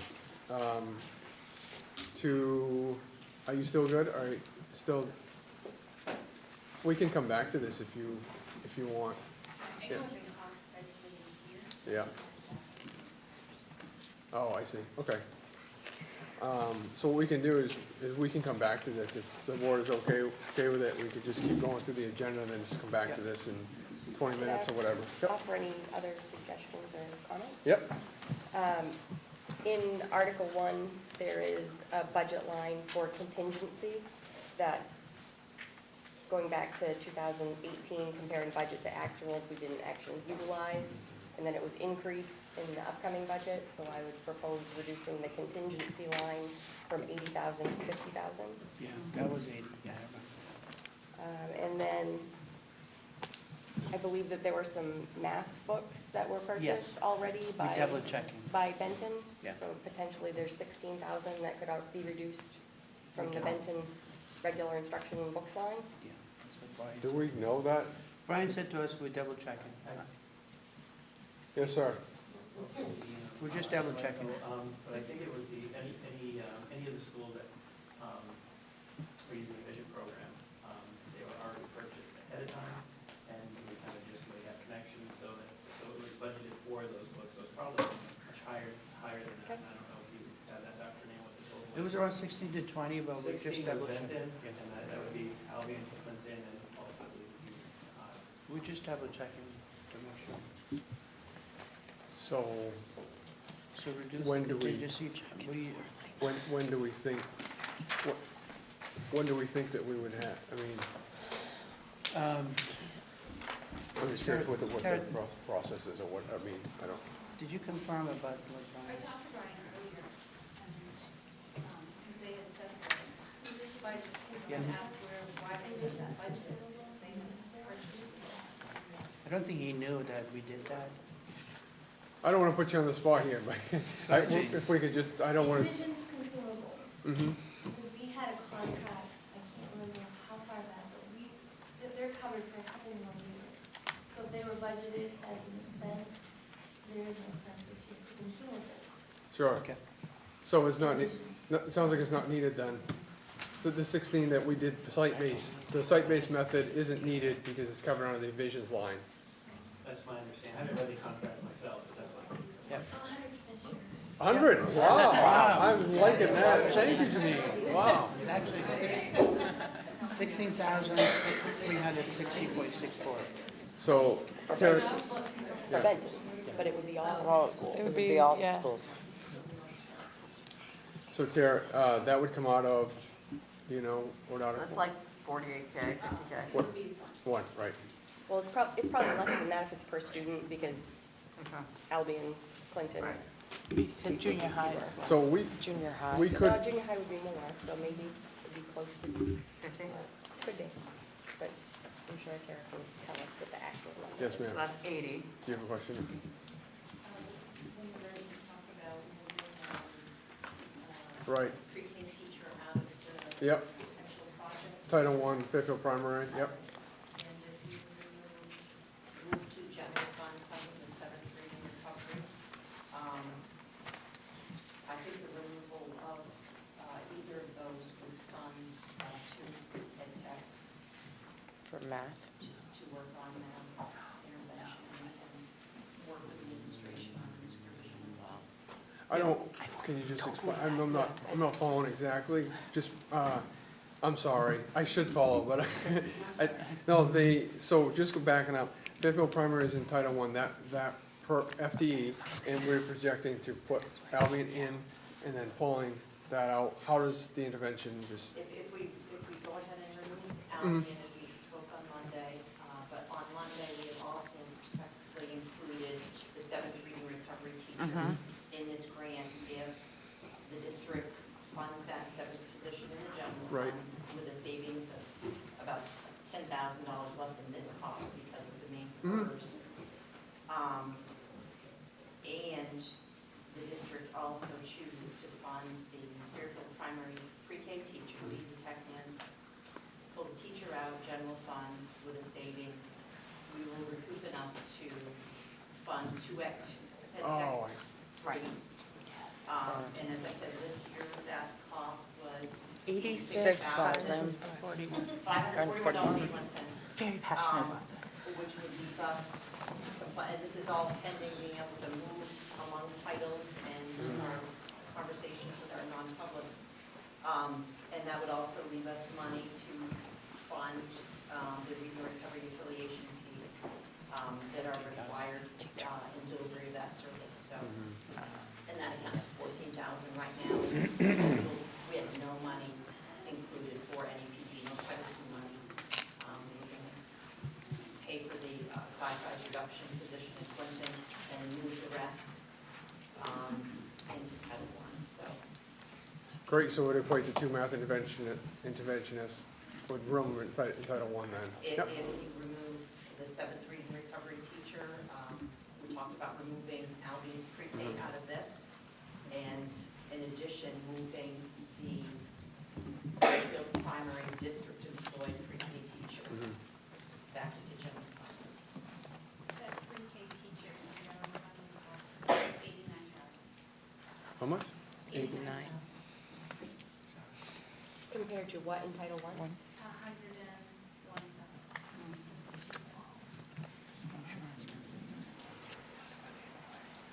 So the trade-off for 65 is is a $24,000 Increase.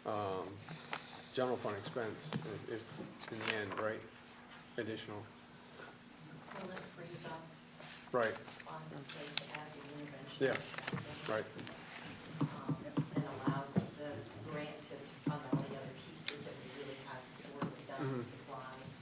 And also the equitable share piece to our non-publics is something that we still need to factor in. And then, but to taking the 10,000 out of this 166 total, we can absorb that for the referendum. That would bring that down. So I'm just, A saving on the consumables. did so you say we're 50? actually- I mean, 30,000? Well, that was No, the No. 50 Yeah. for the consumables. The consumables would be Oh. at least 16 for Benton. Oh, yeah, I yeah. calculated 48, but I mean, we're giving it, we got flex going on there. So, that answers that question. Do we need to get all the numbers and come back, do you think, Tara? Or do we comfortable with making amendments to the sheet? And then say, move to accept the budget pending amendments to the sheet, or, I mean, As in, maybe you could do them like while we're still meeting and we would have a number before we maybe left? Yeah. Yeah, I would just add what's on the sheet. Maybe the final budget. Could you give it a comp to the one that was at the budget meeting? So just, yeah. you can't print here, right? You just give us written down numbers. That's fine. Right, you're talking about the mill rate? Yeah. Yeah, but also like, I just want to look across the line, so I would do like, I didn't bring my other sheet to do comparative analysis, but I want to get a kind of idea about what we're looking at. I'm sure Lori can help you print. Yeah, we can print. Okay, great. And go grab one. Thank you. I mean, if anybody else has any input or concern with that, I think it'd be good to see the sheet and say, this is what we're voting on, or whatever, and then move from there. If everybody's okay with that, all right? So we'll move on to the next item for now.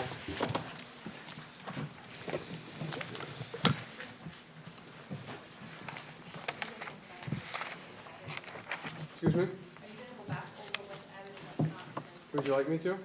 We can, yep. Okay. So basically, the math is, the first one is good, the second one is no change. So the first one is changing to 89, like you had mentioned, the third one is changing to 89,000 for the position shift. Correct me if I'm wrong, anybody, but. are you in Article 1? Article 1. And then Third line. the Oh, you're gonna put the pre-K, Okay, pre-K, yep, teacher, and then Albion pre-K is going to. correct. Yes. Yep. And, I guess it's not going to the grant, we would, adjust the one FTE, we need the adjustment for one FTE out of Article 1 and adding pre-K general fund of 65. You understand? Is that correct? Yeah. The You're gonna go 64, down one 818, teacher and out the the- $120 difference. That doesn't sound right. Which one's right? The Albion general fund budget versus this right here. What needs to come out of the grant for it to work to add the two ed tech threes would be potentially the seventh Sorry. reading recovery position. Which is already here. The Albion pre-K moved to general fund, and the Fairfield primary pre-K teacher. Oh, so we still have to have the 65 in there. Conversation, moved to general fund, and that would free up enough of these funds to hire two ed tech threes to Right. deliver that service. So- Pay for it, yes. But wouldn't it still be cheaper to not hire staff under Title I and instead hire them on the general fund and like do the Well, there's only contract certain under things that Title you I? can do with the use of these funds. Right. And Title I, which is where we move the bulk of our allocation, is direct service to students, and that is a person delivering that service, so. But the 65 for pre-K could go to Title I. And the two interventionists could be on the general fund, and if there's the one remaining Fairfield primary ed tech could be on the general fund, and that would, I just think that we should try to maximize those federal dollars and not use them for an expense that we don't have to pay if we fund the positions differently. Right, I mean, first, Right. And- federal, right, Yeah. yeah. And you had mentioned that approval, confidence in the approval, whether the structure changes, or confidence in the approval of the grant, if the, Well, a pre-K project, as I explored in late March, that's an eligible project, a district project, and we're looking to expand that significantly. And back to then the original proposal that KCAP offered us to fund all of the program is $252,131. Is their agreement, and they staff that portion. In addition to that staff, the M.S.A.D 49 funds one pre-K teacher. Right. and a tech. so we would, I guess, as this proposal, the now proposal is removing the one interventionist, or both, and putting Albion pre-K in. So we would general fund the interventionist, and am I not saying that right, or? Right, two interventionists Yep. for schools, say 87,000, and that was FY19's compensation. So FY20 would look a little different. Yes, and of course, the main purse would change. So Terry, so Terry, if you could run the numbers of putting pre-K in, taking pre-K out of here, out of the 65 out, and it would be, we'd commit that to Title I.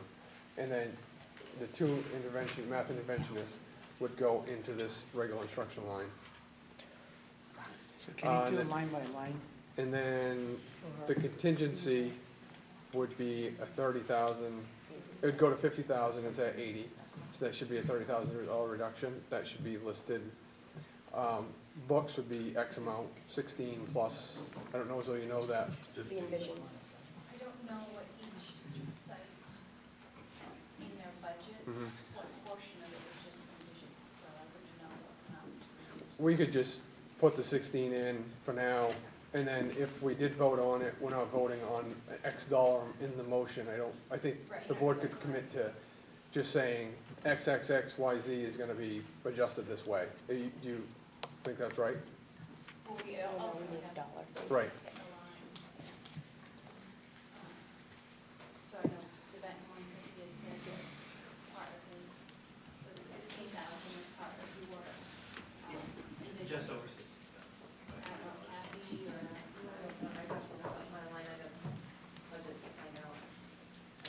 But do we need the final, I guess, as long as physically we know what we're talking, and it's basically pennies. So I guess maybe you could just put an X number in there, just put 16, and then we'll evaluate it later. And then special education teacher, we're committed to that one. Is anybody for or against? I think that one's the same. And then basically the rest of these, just leave those as is if you could, and then print it out if you know how. If not, just run. Okay. she was on my computer doing it. All right. So we'll move on to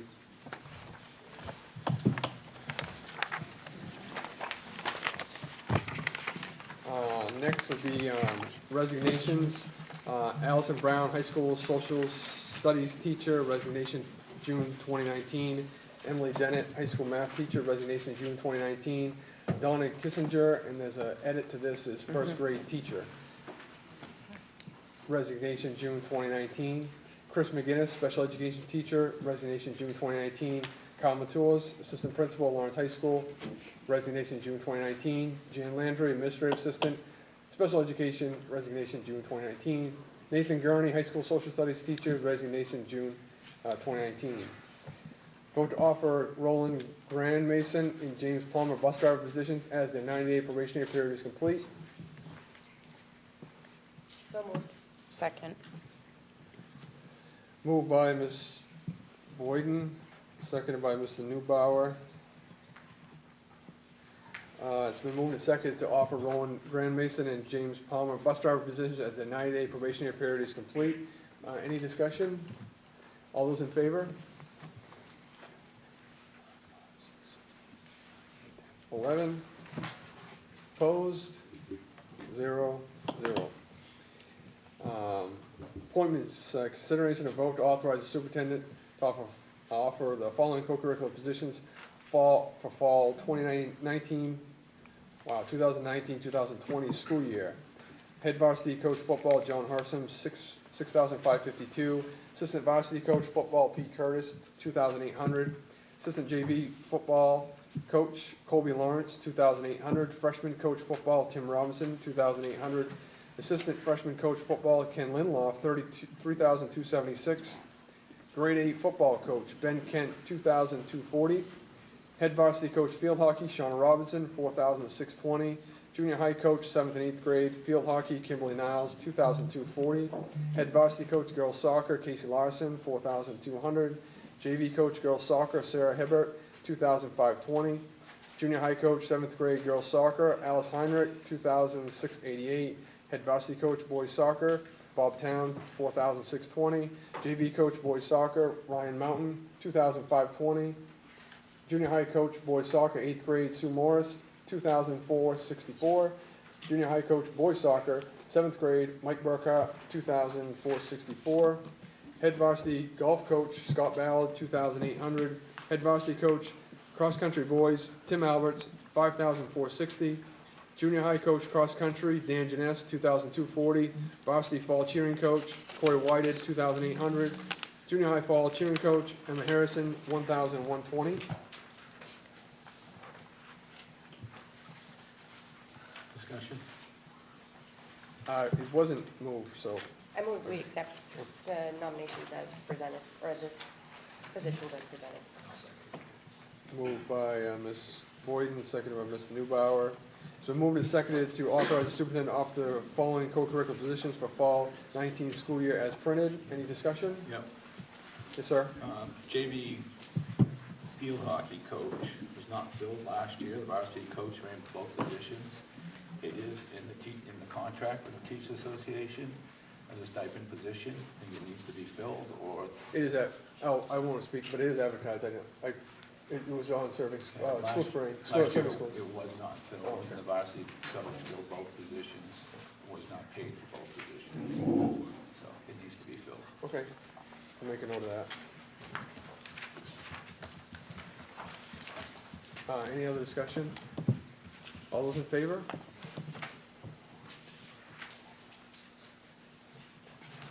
Well, all those opposed? 0.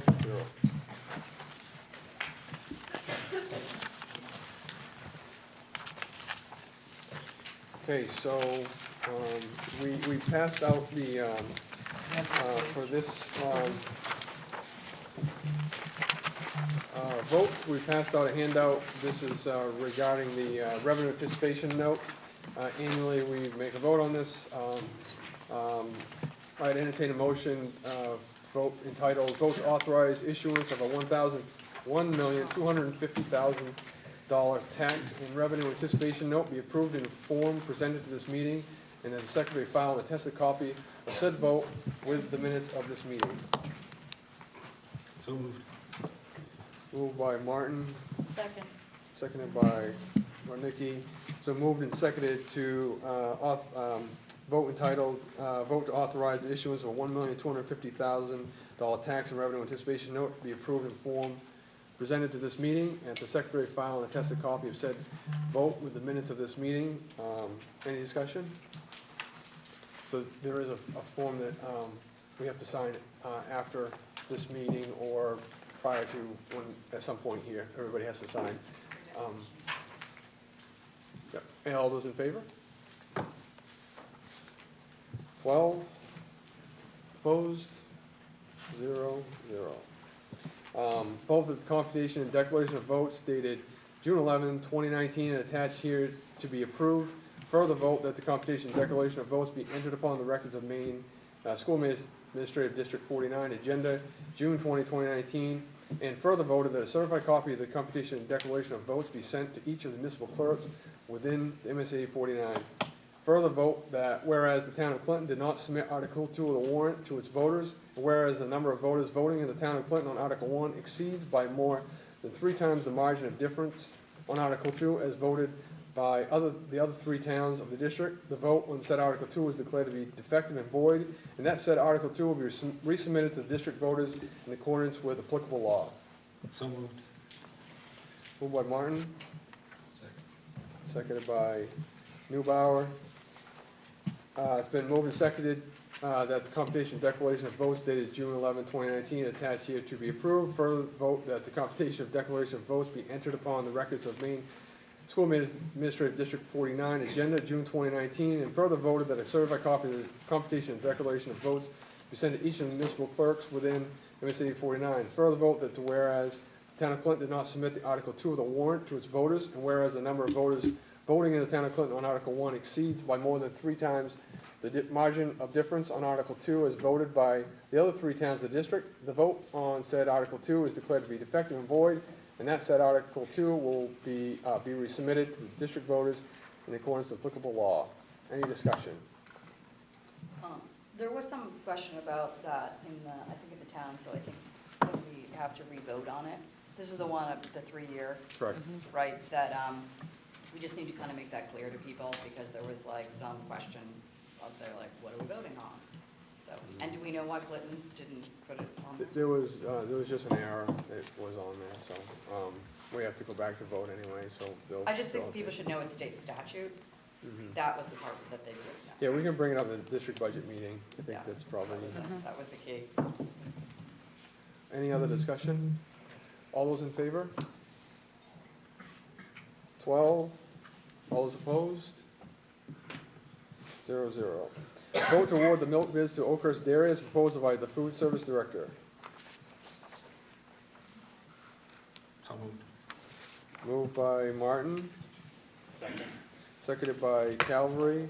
It's been moved and seconded to award the milk bids to Oakhurst Dairy as proposed by the Food Service Director. Any discussion? All those in favor? 12. Opposed? 0-0. Vote to award the bread bids to Dennis Paper and Food Service as proposed by the Food Service Director. Moved by Newbauer, Second. seconded by Ms. Bruton. It's been moved and seconded to award the bread bids to Dennis Paper and Food Service as proposed by the Food Service Director. Any discussion? All those in favor? 12. Opposed? 0-0. Vote to award the prime vendor food and non-food market basket bids to Dennis Paper and Food Service as proposed by the Food Service Director. So moved.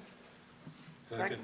Moved by Boyden, seconded by Martin. It's been moved and seconded to award the prime vendor food and non-food market basket bids to Dennis Paper and Food Service as proposed by the Food Service Director. Any discussion? All those in favor? 12. Any of those opposed? 0. Vote to award paper and chemical bids to Dennis Paper as proposed by the Food Service Director. So moved. Second. Moved by Martin, seconded by Booton. It's moved and seconded to award paper and chemical bids to Dennis Paper as proposed by the Food Service Director. Any discussion? All those in favor? 12. Opposed? 0-0. Vote to authorize the superintendent to offer contracts on behalf of the district during the summer months. So moved. Second. Moved by Martin, seconded by Newbauer. It's been moved and seconded to authorize the superintendent to offer contracts on behalf of the district during the summer months. Any discussion? Yes, ma'am. Can we clarify that this would just be for budgeted positions that, I mean, last year we hired a number of positions that were not budgeted, so I just want it to be clarified that contracts could be offered for positions that are effectively budgeted in Yeah, the district budget. it would be after the budgeted positions that after it's approved, after Right. the FY20 budget is approved. Right. Or effectively budgeting already. Already existing. Already existing, exactly. Right. Yeah. So you would offer positions, existing positions. Right, that are effectively budgeted. So Tara- Continued in the budget. Right. So, I mean, Tara could just mention how I don't know if you can or not, but how the method is, how we notify pending budget approval or whatever. What is that sheet called? Wage statement, yeah. I think what they're talking about though is like teachers are staff. Right. Teachers are gone and we're refilling them. I think that's what they're talking Oh, about. replacement Just positions. refilling. Right. Oh, okay. Exactly. Not any. Yeah, you can make an amendment if you. So I'd like to amend the motion that it be for budgeted positions. The superintendent is authorized to offer contracts for budgeted positions on behalf of the district. Contracts for budgeted, so we'd edit to just put for budgeted positions. And then any other positions would come before the board as a vote, basically. That's what it's kind of saying, so I think that's what we, yep. So I have a motion to add that verbiage, moved by Boyden, Second. seconded by Booton, is moved and seconded to amend the main motion to add 4 budgeted positions after contracts. After contracts. Yeah. Any discussion? All those in favor?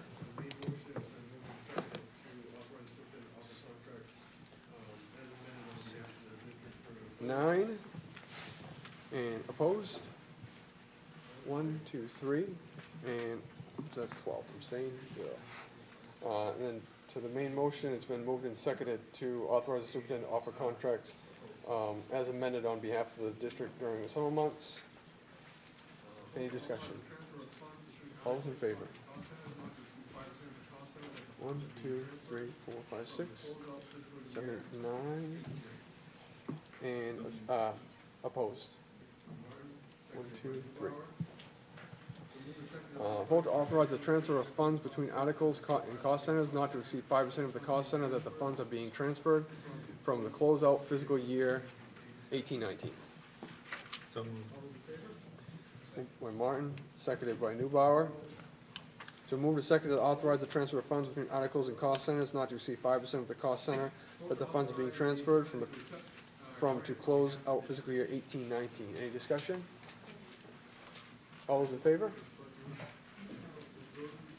12. Opposed? 0. Vote to authorize the superintendent to accept grants on behalf of the district. So moved. Second. Is that Ms. Spud? No, it was me. Ms. Booten? And seconded by Ms. Boyden. Then move to second to authorize the superintendent to accept grants on behalf of the district. Any discussion? All those in favor? 12 opposed? 12-0-0. We discussed the budget, the results of the budget, because the results came in the Tuesday before, so we met on Thursday. Basically the timeline and about getting some information for the Monday board meeting primarily. High school oil and natural gas contract, the recommendation is to switch over to oil in the high school, and we're gonna be working on getting the boiler up and running relatively soon, and then for a cost savings for next year.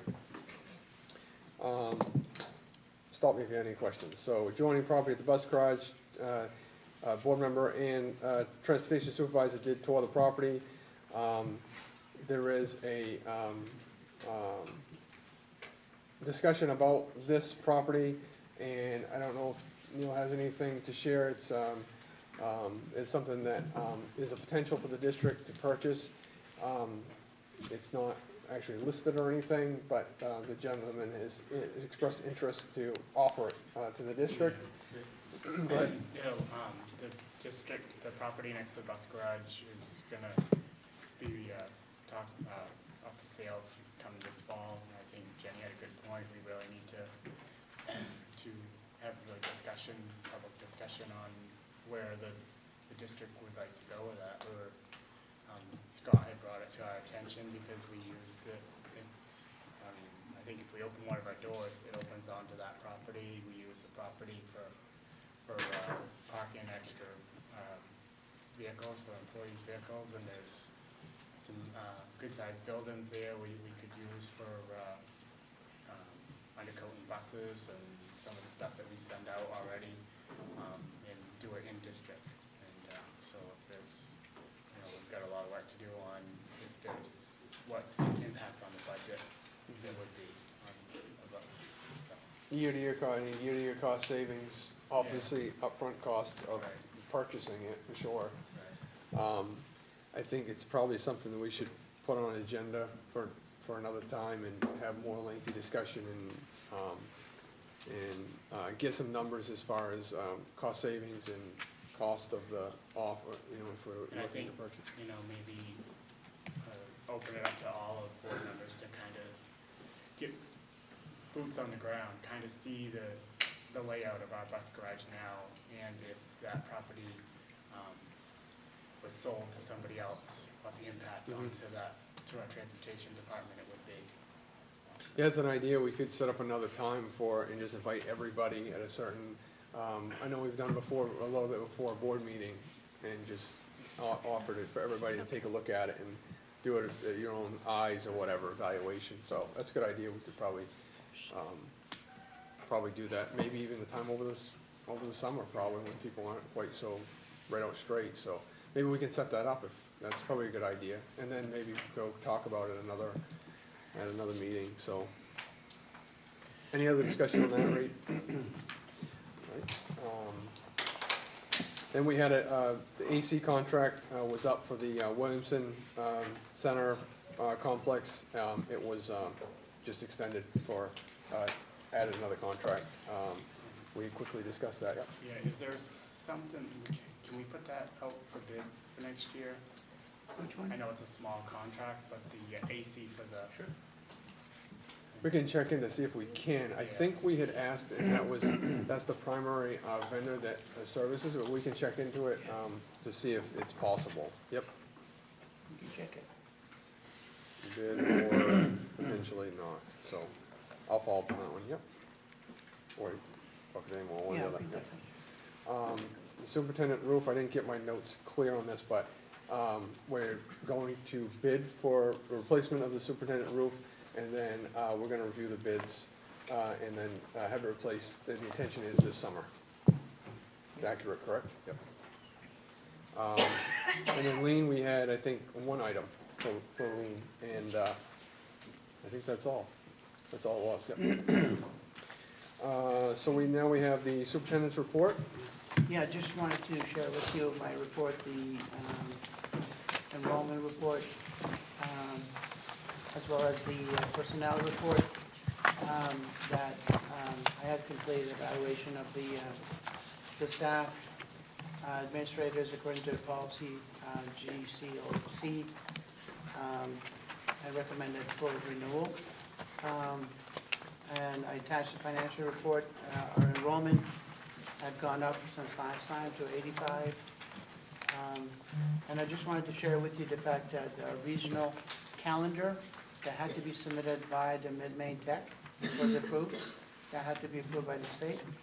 As well as a great, in your packet, I included a great idea by Pat, our Director of Adult Education, with the exit interview. And you can see we should do more of that. I really love the idea, what she shared with you guys. And you can see that exit interview from every student. I thought that was a great idea.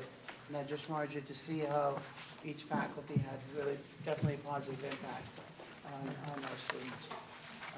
I believe I've included that in the packet. It should be in the packet. And that is my report. I just want to make sure, the same thing we talked about, I think it was the May 16, is the personnel. These will be, as the policy is done, mentioned, it would be, we would extend these contracts. This is per policy. We just update it here. I just want to make sure everybody knows this is following the district policy. And does anybody have any questions about the student report? I mean, yeah, student report. Superintendent's Did a good job, report. that How about we say superintendent instead of student? No questions on that, okay? Other business, I thought this was last. Yeah. Superintendent goals? It's almost Was- before that. Yeah, okay. So, yeah, we, other business, yep, okay, so, superintendent goals, so, Tara, are you, not yet? Okay, good. We'll just talk about this briefly. So, Rez and I, Doc Naaman and I did meet on the goals. Had a conversation about, the three roughly proposals that we had. We think the best thing is, the MSMA form and using the RSU 21 timeline. There's a timeline in, I think everybody, does everybody have? Because if I don't, I have a whole folder here full of them. So if anybody needs the RSU 21 or the MSMA form, I have. So the recommendation is, and there may be a few edits to the MSMA suggested copy from the input that I've gotten, and so I'm gonna finalize that, and then we'll bring that for next time with like a first page timeline, right? Basically, the overview of what they had. We would put that as a first page, and then we'd use the MSMA goals with a few edits. So if everybody is okay with that, I just gotta finalize it, and then I'll provide it. No other discussion, comments, questions? Great. And I think I am right on time, hopefully. If not, I can go into something different. Thanks, Lori. Oh, okay. Okay, so next one is, entertain a motion to go into executive session pursuant to 1 MRSA 4056A to listen to a citizen complaint. Oh, sorry. Just before, I didn't realize we were like concluding this part. Just before we do, can we talk about when our next meeting will be? So, well, that would be dependent on the budget. So if we can get this through, then, and take a vote tonight, we would have a vote next week to sign the warrants. If we can't, we would probably have 2 meetings next week, one at the beginning of the week, and then we'd sign the warrants towards the end of the week. Okay, so if we move this through, we'll just meet at the end of next week? Likely, yes. Yep. Yeah. Wait 5 minutes, we'll have all that, and you guys can. Okay, yeah, we can take a break, 5-minute break, 5-minute reset break, and get some water. Something he has to come tell us. Okay. So we will, go back now. Tara has the, budget info. I guess I'll take one.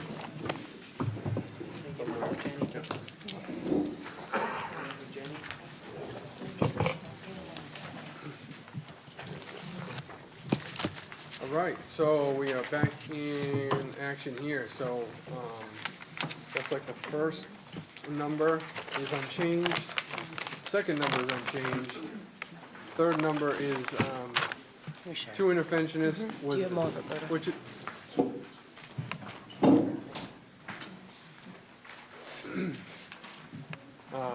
so the second number is unchanged. The third number is adding the, primary pre-K teacher. And then the fourth number is adding the 2 math interventionists, which is a shift of, removing the Albion pre-K out into Title I. And the fifth line is the reduction from 80 to 50 contingency. And then, estimated book reduction, 16,000. The Article 2 looks like is unchanged. Article 4 is zeroed out for the referendum. 6, 8, and 9 appears to be unchanged. So back to the top. Any questions? I guess the first 2, check those off as unchanged. Yep. Just a clarifying question. So would we still be moving a grade in Albion with this? Right, so This isn't projected with that, it's still the same FTEs for teachers in this Article 1. So with that, the option would be to remove that, which would create a gap for next year's budget, but we could remove an FTE, which would take it out of Article 1. Can I just ask Lori again, her thoughts on looping in? Just in short notice, like what the thought is about that? Same thing you had said earlier, it's possible to do on the spot tonight, you think it's plausible? You know, it's the day before the last day of school. None of the parents know about this. Yes. It's a community situation. You know,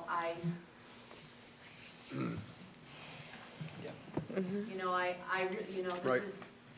There's no forewarning here to the community. It's concerning, and the staff, and it's the night before school closes for the year. So I don't have staff over the summer to put this in place adequately. My work with KVCAP is different. They work over the summer. I think what you're asking for is, it's just short notice to do this. I mean, we're gonna That's a thing to investigate and have a consider. conversation about it, but perhaps. Yeah. So I guess that was gonna be my follow-up is, would it be, so we're saying that we're going to have 6 full-time teachers in Albion plus the pre-K program, and then next year investigate potentially looping the class, is that what we're I saying? mean, yeah, because that gives us more time, like Lori said. Okay. We So need- can- yeah. That we can engage the folks in Albion, I get think- a solid idea of what that would look Yeah. like potentially, or I would whether like- it's viable or not. Yes, I'd like to get a system-wide discussion, get everyone involved, come back with the, And it's 7 full-time for Albion, just, so. that's okay, it's just. So I think, so the idea is something to investigate, but we can do that. Oh, go ahead. My concern with not doing something like that is we've got teachers in Benton that have 24-to-1 student-teacher ratio. And we've got teachers that, they've got their 20-to-1 student-teacher ratios. How is that fair? And we're looking at an increase in the budget or anything without being able to do something to make the equity a little bit better across the district. And that's really what it always comes down to, is because we've always talked about the best thing we can do is give, for a kid is give a teacher's time. And I'm gonna go back to this, are the kids in Albion worth more than the kids in Benton? Because that's what it comes down to. No, it does come down to that. We're not supposed to think of Cara, schools like that. I'll remind you, Yeah. speak this way, for everybody, and not speak crosstalk. Do you have a question or a comment? I had a comment, which is that I do think we should investigate it. I do think based upon having a discussion, a proper vetted discussion where the community can participate, we can understand the impact, we can plan accordingly, we can socialize, we may actually find there may be other benefits in doing this. The desire in the past to put the foot on the pedal, Same thing. to move it forward, Cara, to move Cara, it forward. look at me when you're speaking. has cost us unneeded money. And I don't think we need to repeat that in more potential public angst. So I have said that I am in favor in investigating it, but I am also for a proper process for that. And you just heard what the principal said, and I think that's Well, it's two it's a options. fair I thing. mean, you take advisement, and there's 2 options the board has. It's definitely 2 options, so go ahead. I don't want to put kids against kids. This is M.S.A.D 49. We're a district as a whole. I also want to take into huge consideration that we have the administrator sitting right here, and I think that's putting a lot on her shoulders to say tonight that we're going to do that for August 28th. It is an option, no, I think. I agree. the I board think it's a understands great idea. I absolutely think it's a wonderful idea. Yeah. I really do, for future, and my children have lived that in Albion. I had children in split classes. However, this timing seems a little tight. It's definitely an option. Yes, sir. Yes, ma'am. I guess one of my questions would be then, maybe because we need to move forward with the budget, I also get about speeding things along is not really always panned out for us, but is that maybe we can do, I feel like we should, if we can do either or, like, you know, maybe we can try to do pre-K next year, you know, and as a member of the audience said, that would give Miss Lee a chance to talk to her teachers, find out what would be better serving Albion. Would it be better to have a loop, you know, first and second grade? Would it be better to have pre-K? You know, if we're not ready to proceed, I think jumping on anything is not a great idea.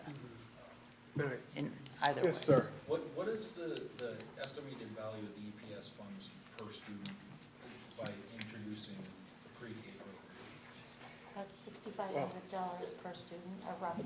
So So it's about 104,000 on, 104 on the full 16, it's 74 on the 12.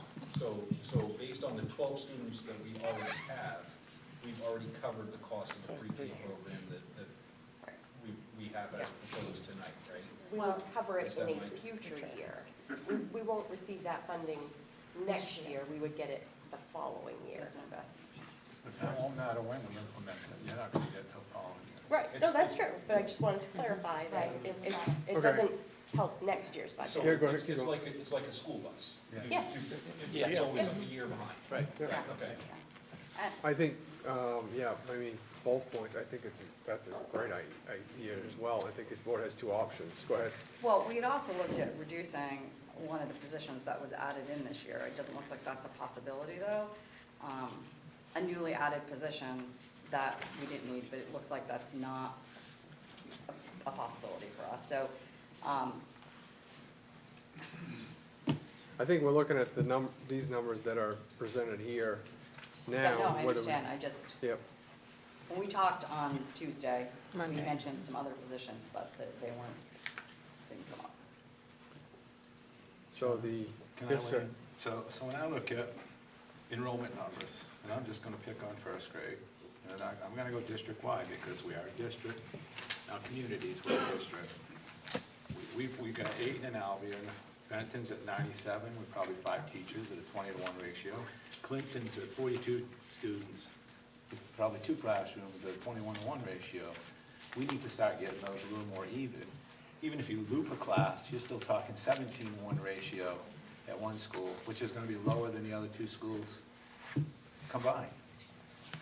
We were given back a budget by the voters, they rejected it for whatever reason, and now I'm looking at us adding interventionist positions, ed tech positions, special ed teacher, $211,000 in additional funds over what we just got rejected.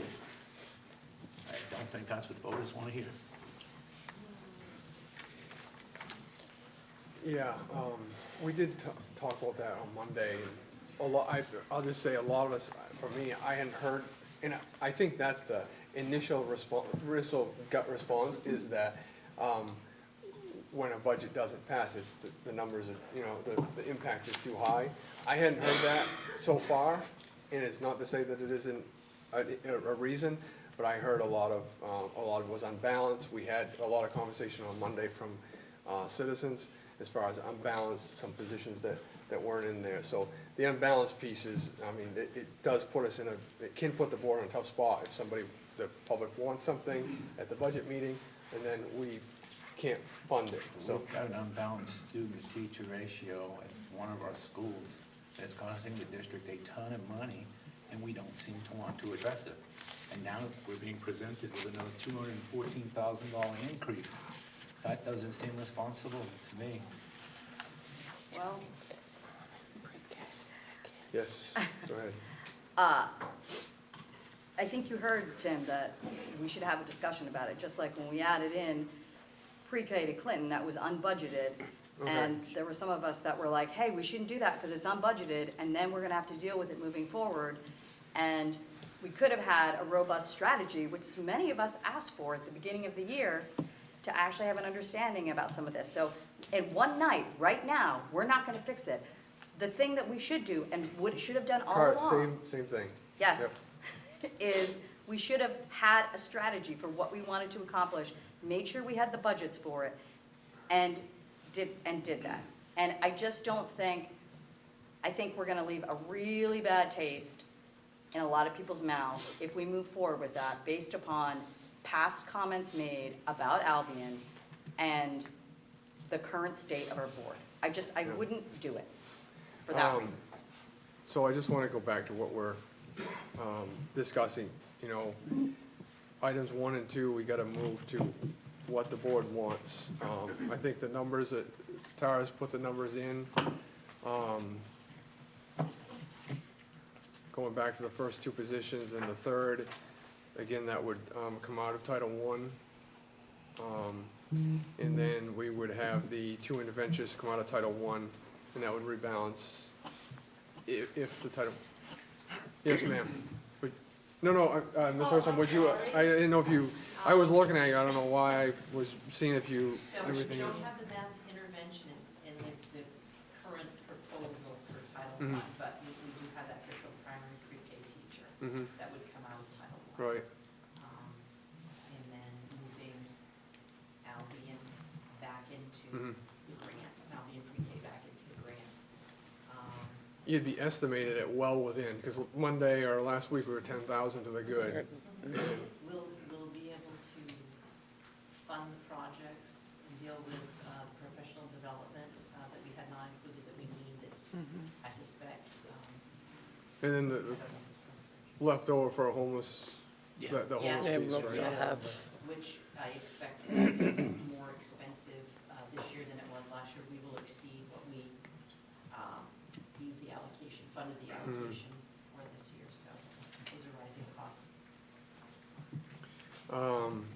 And then we did the 30,000 decrease and 16,000 book reduction, and then the other 4 are the same ones as before again, and then the others were the same as before, so. I don't know what if the, oh, yes, ma'am. So if we don't do the 2 interventionists, but do the pre-K, that basically, I mean, because you've got 2 interventionists here as an added, I mean, That was in Title, that was proposed to be in Title I, right. no, sorry, it was not in Title I, yes. Right. Right. So, I mean, that would take care of the 65,000 for the, and then it still would reduce the numbers back to, by that 80,000, it would reduce that numbers Right. back, which would actually then reduce what the total budget impact was, and still be able to do the pre-K Pre-K, at right. Albion, because the thing is, if we do pre-K at Albion, it brings the numbers up there, so it actually brings the cost down, because it's all a numbers game when you're looking at it from that way. So if you're adding 12 to 16 kids to that, it makes, it brings you, it ups the subsidies, and it spreads Following out. year, it- right. FY21, you'd get, You'd get more subsidy based on that, and you would also get, it would actually bring down the site-based budget, because as far as student pupil ratios overall, for the school overall, so it brings down that, so, I because the mean, number would be at 16, At- estimated, if they the number, filled it then at you'd be 16. up to about 114 students versus 98 students that are there right now. So it brings your total site base, it adjusts everything out. I agree on paper that does make sense. I also disagree that when you lose the math interventionist, you are not saving money, because students will need to go somewhere. They're either going to go to special ed or they're going to flounder, and you're going to leave them out to dry. And special ed costs more than interventionists would ever cost. That is, you can look at me, but it's. I'm not saying. But, it is. Special ed is very The expensive. point you make, a couple of years from now, you could be adding ed Yeah, tech positions. to cover the- not a couple years from now, this fall. Right. People whose kids have been receiving intervention, they're gonna notice their kids aren't receiving it anymore. They're gonna ask, what's the plan? They're going to ask for special ed testing, which does not come free. They're going to ask for services that don't come free. We're cutting a bit right now, but to get a much bigger chunk next year. I mean, special ed is not cheap, and this is a much cheaper, if this is two ed techs who are going to go around to the district versus one kid in special ed, the numbers are not going to come out. Yes, ma'am. I mean, it goes back to the meeting in September that we had when we introduced the Clinton, pre-K. And at that time, there was discussion about, is that part of what we're trying to do in the district? And I did hear the very passionate speech that was given about the numbers and the importance of that. But that wasn't actually, that came after, not at that meeting. Okay. And there is certainly a demand. I think I wish that we just spent a lot more time thinking about how we were gonna fund it moving forward. Okay. Because that's what's holding us up in Title I. We could essentially right now probably have a flat budget, if we weren't trying to put everything back in that, Yeah, I think what I'm hearing is the math interventions trade-off might not be the be-all, end-all immediately today, A to B type of.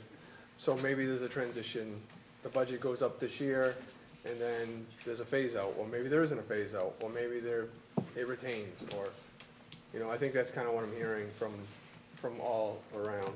Yes, sir. Can we go back to the misrepresentation? The Clinton pre-K program was already in our budget. It was cut out unbeknownst to the board. Many of us here were on the budget committee. We did not know it was cut. It was in the budget for years. It was cut. And it was asked to be put back in. He put it in within this year's budget. It's already been paid for. Done. He found ways to do it. It's prevention. And the state of Maine, for those of us who will go to training at M.S.A.D, is trying to institute 3- and 4-year-old programs statewide. Granted, the funding isn't there yet, but it sounds like they will reimburse for the following year for enrollment numbers. We got to get there, and then the state's going to pay for those numbers. But it's a program that we already had in place, so let's not be misrepresented saying that we're adding things to the budget. We didn't. They were already there. They were cut without our knowing, period. There was a year. Yep. I just want to make sure I understand on the cut from the budget.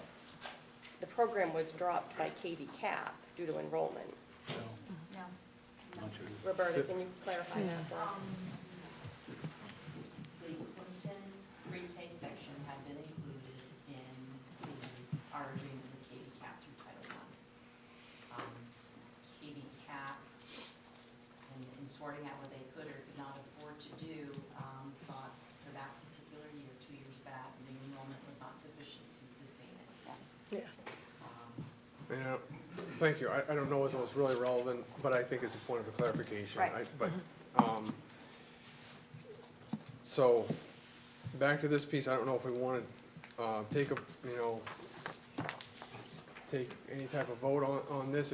Let me just ask you, so if we take a vote based on this right here, amend this packet, this, right, from May 14 as proposed by the board, you would be okay to prep warrants and for next week.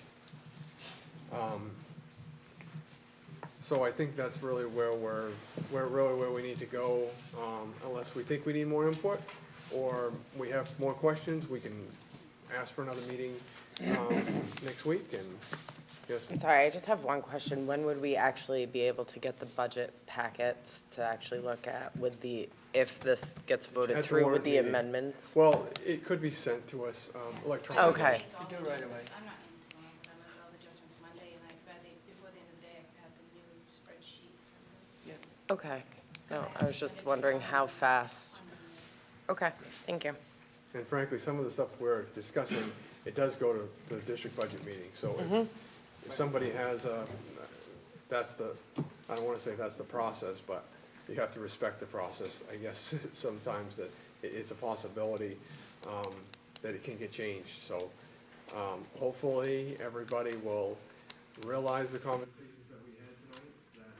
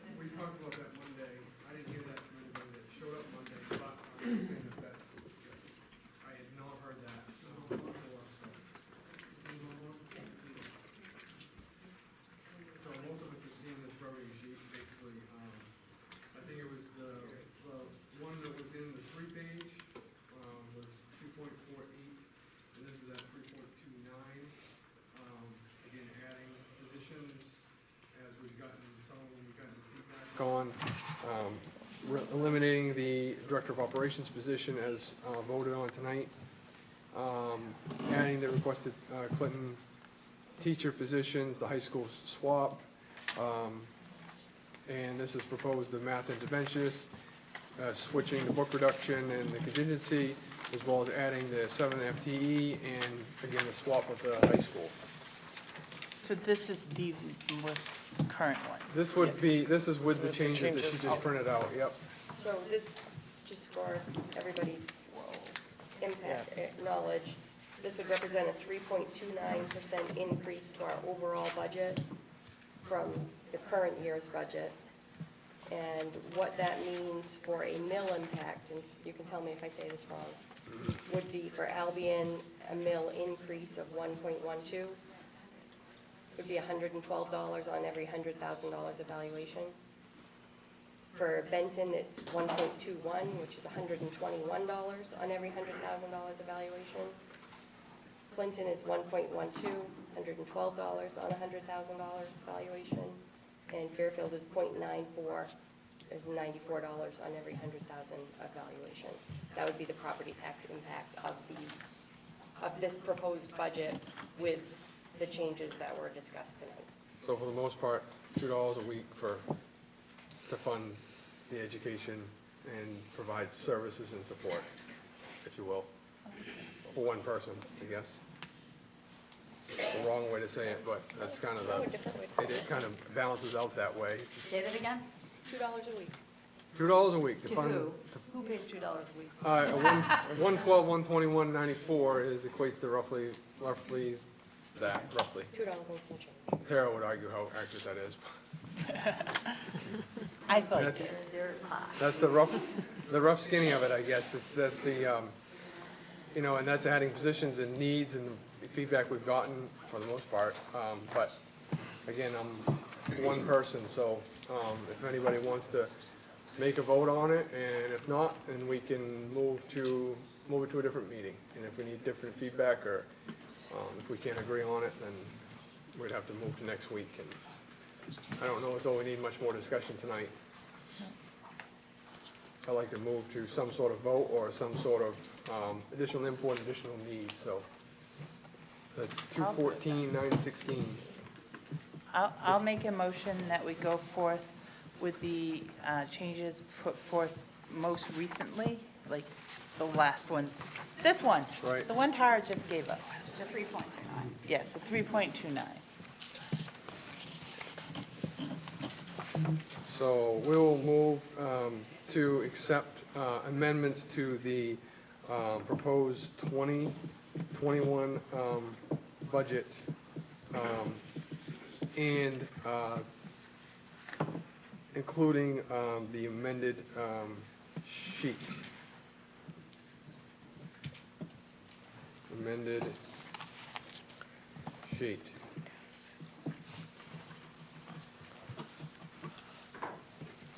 Move to accept. So I have a motion on the floor by Ms. Flegero. I'll second. Second by Booton. So moved and seconded to accept the most recently, motion to accept the what did you say? I don't even know now. Most recent Most recent budget put forth. changes Yes. to the FY20 budget including the amended sheet. How's that sound? Sounds I don't want to change the motion, but including the amended sheet. Any discussion? Yes, sir. Personally, I'm struggling with that level of an increase. On the other side of it is our commitment to take care of our kids first. And right now, I think that we need to put back in some of the positions, and it's going to come at a financial burden at first. I think that we're going to get a return on the money and be able to reduce some of this back over time, but it's going to hurt this year. That's just my opinion.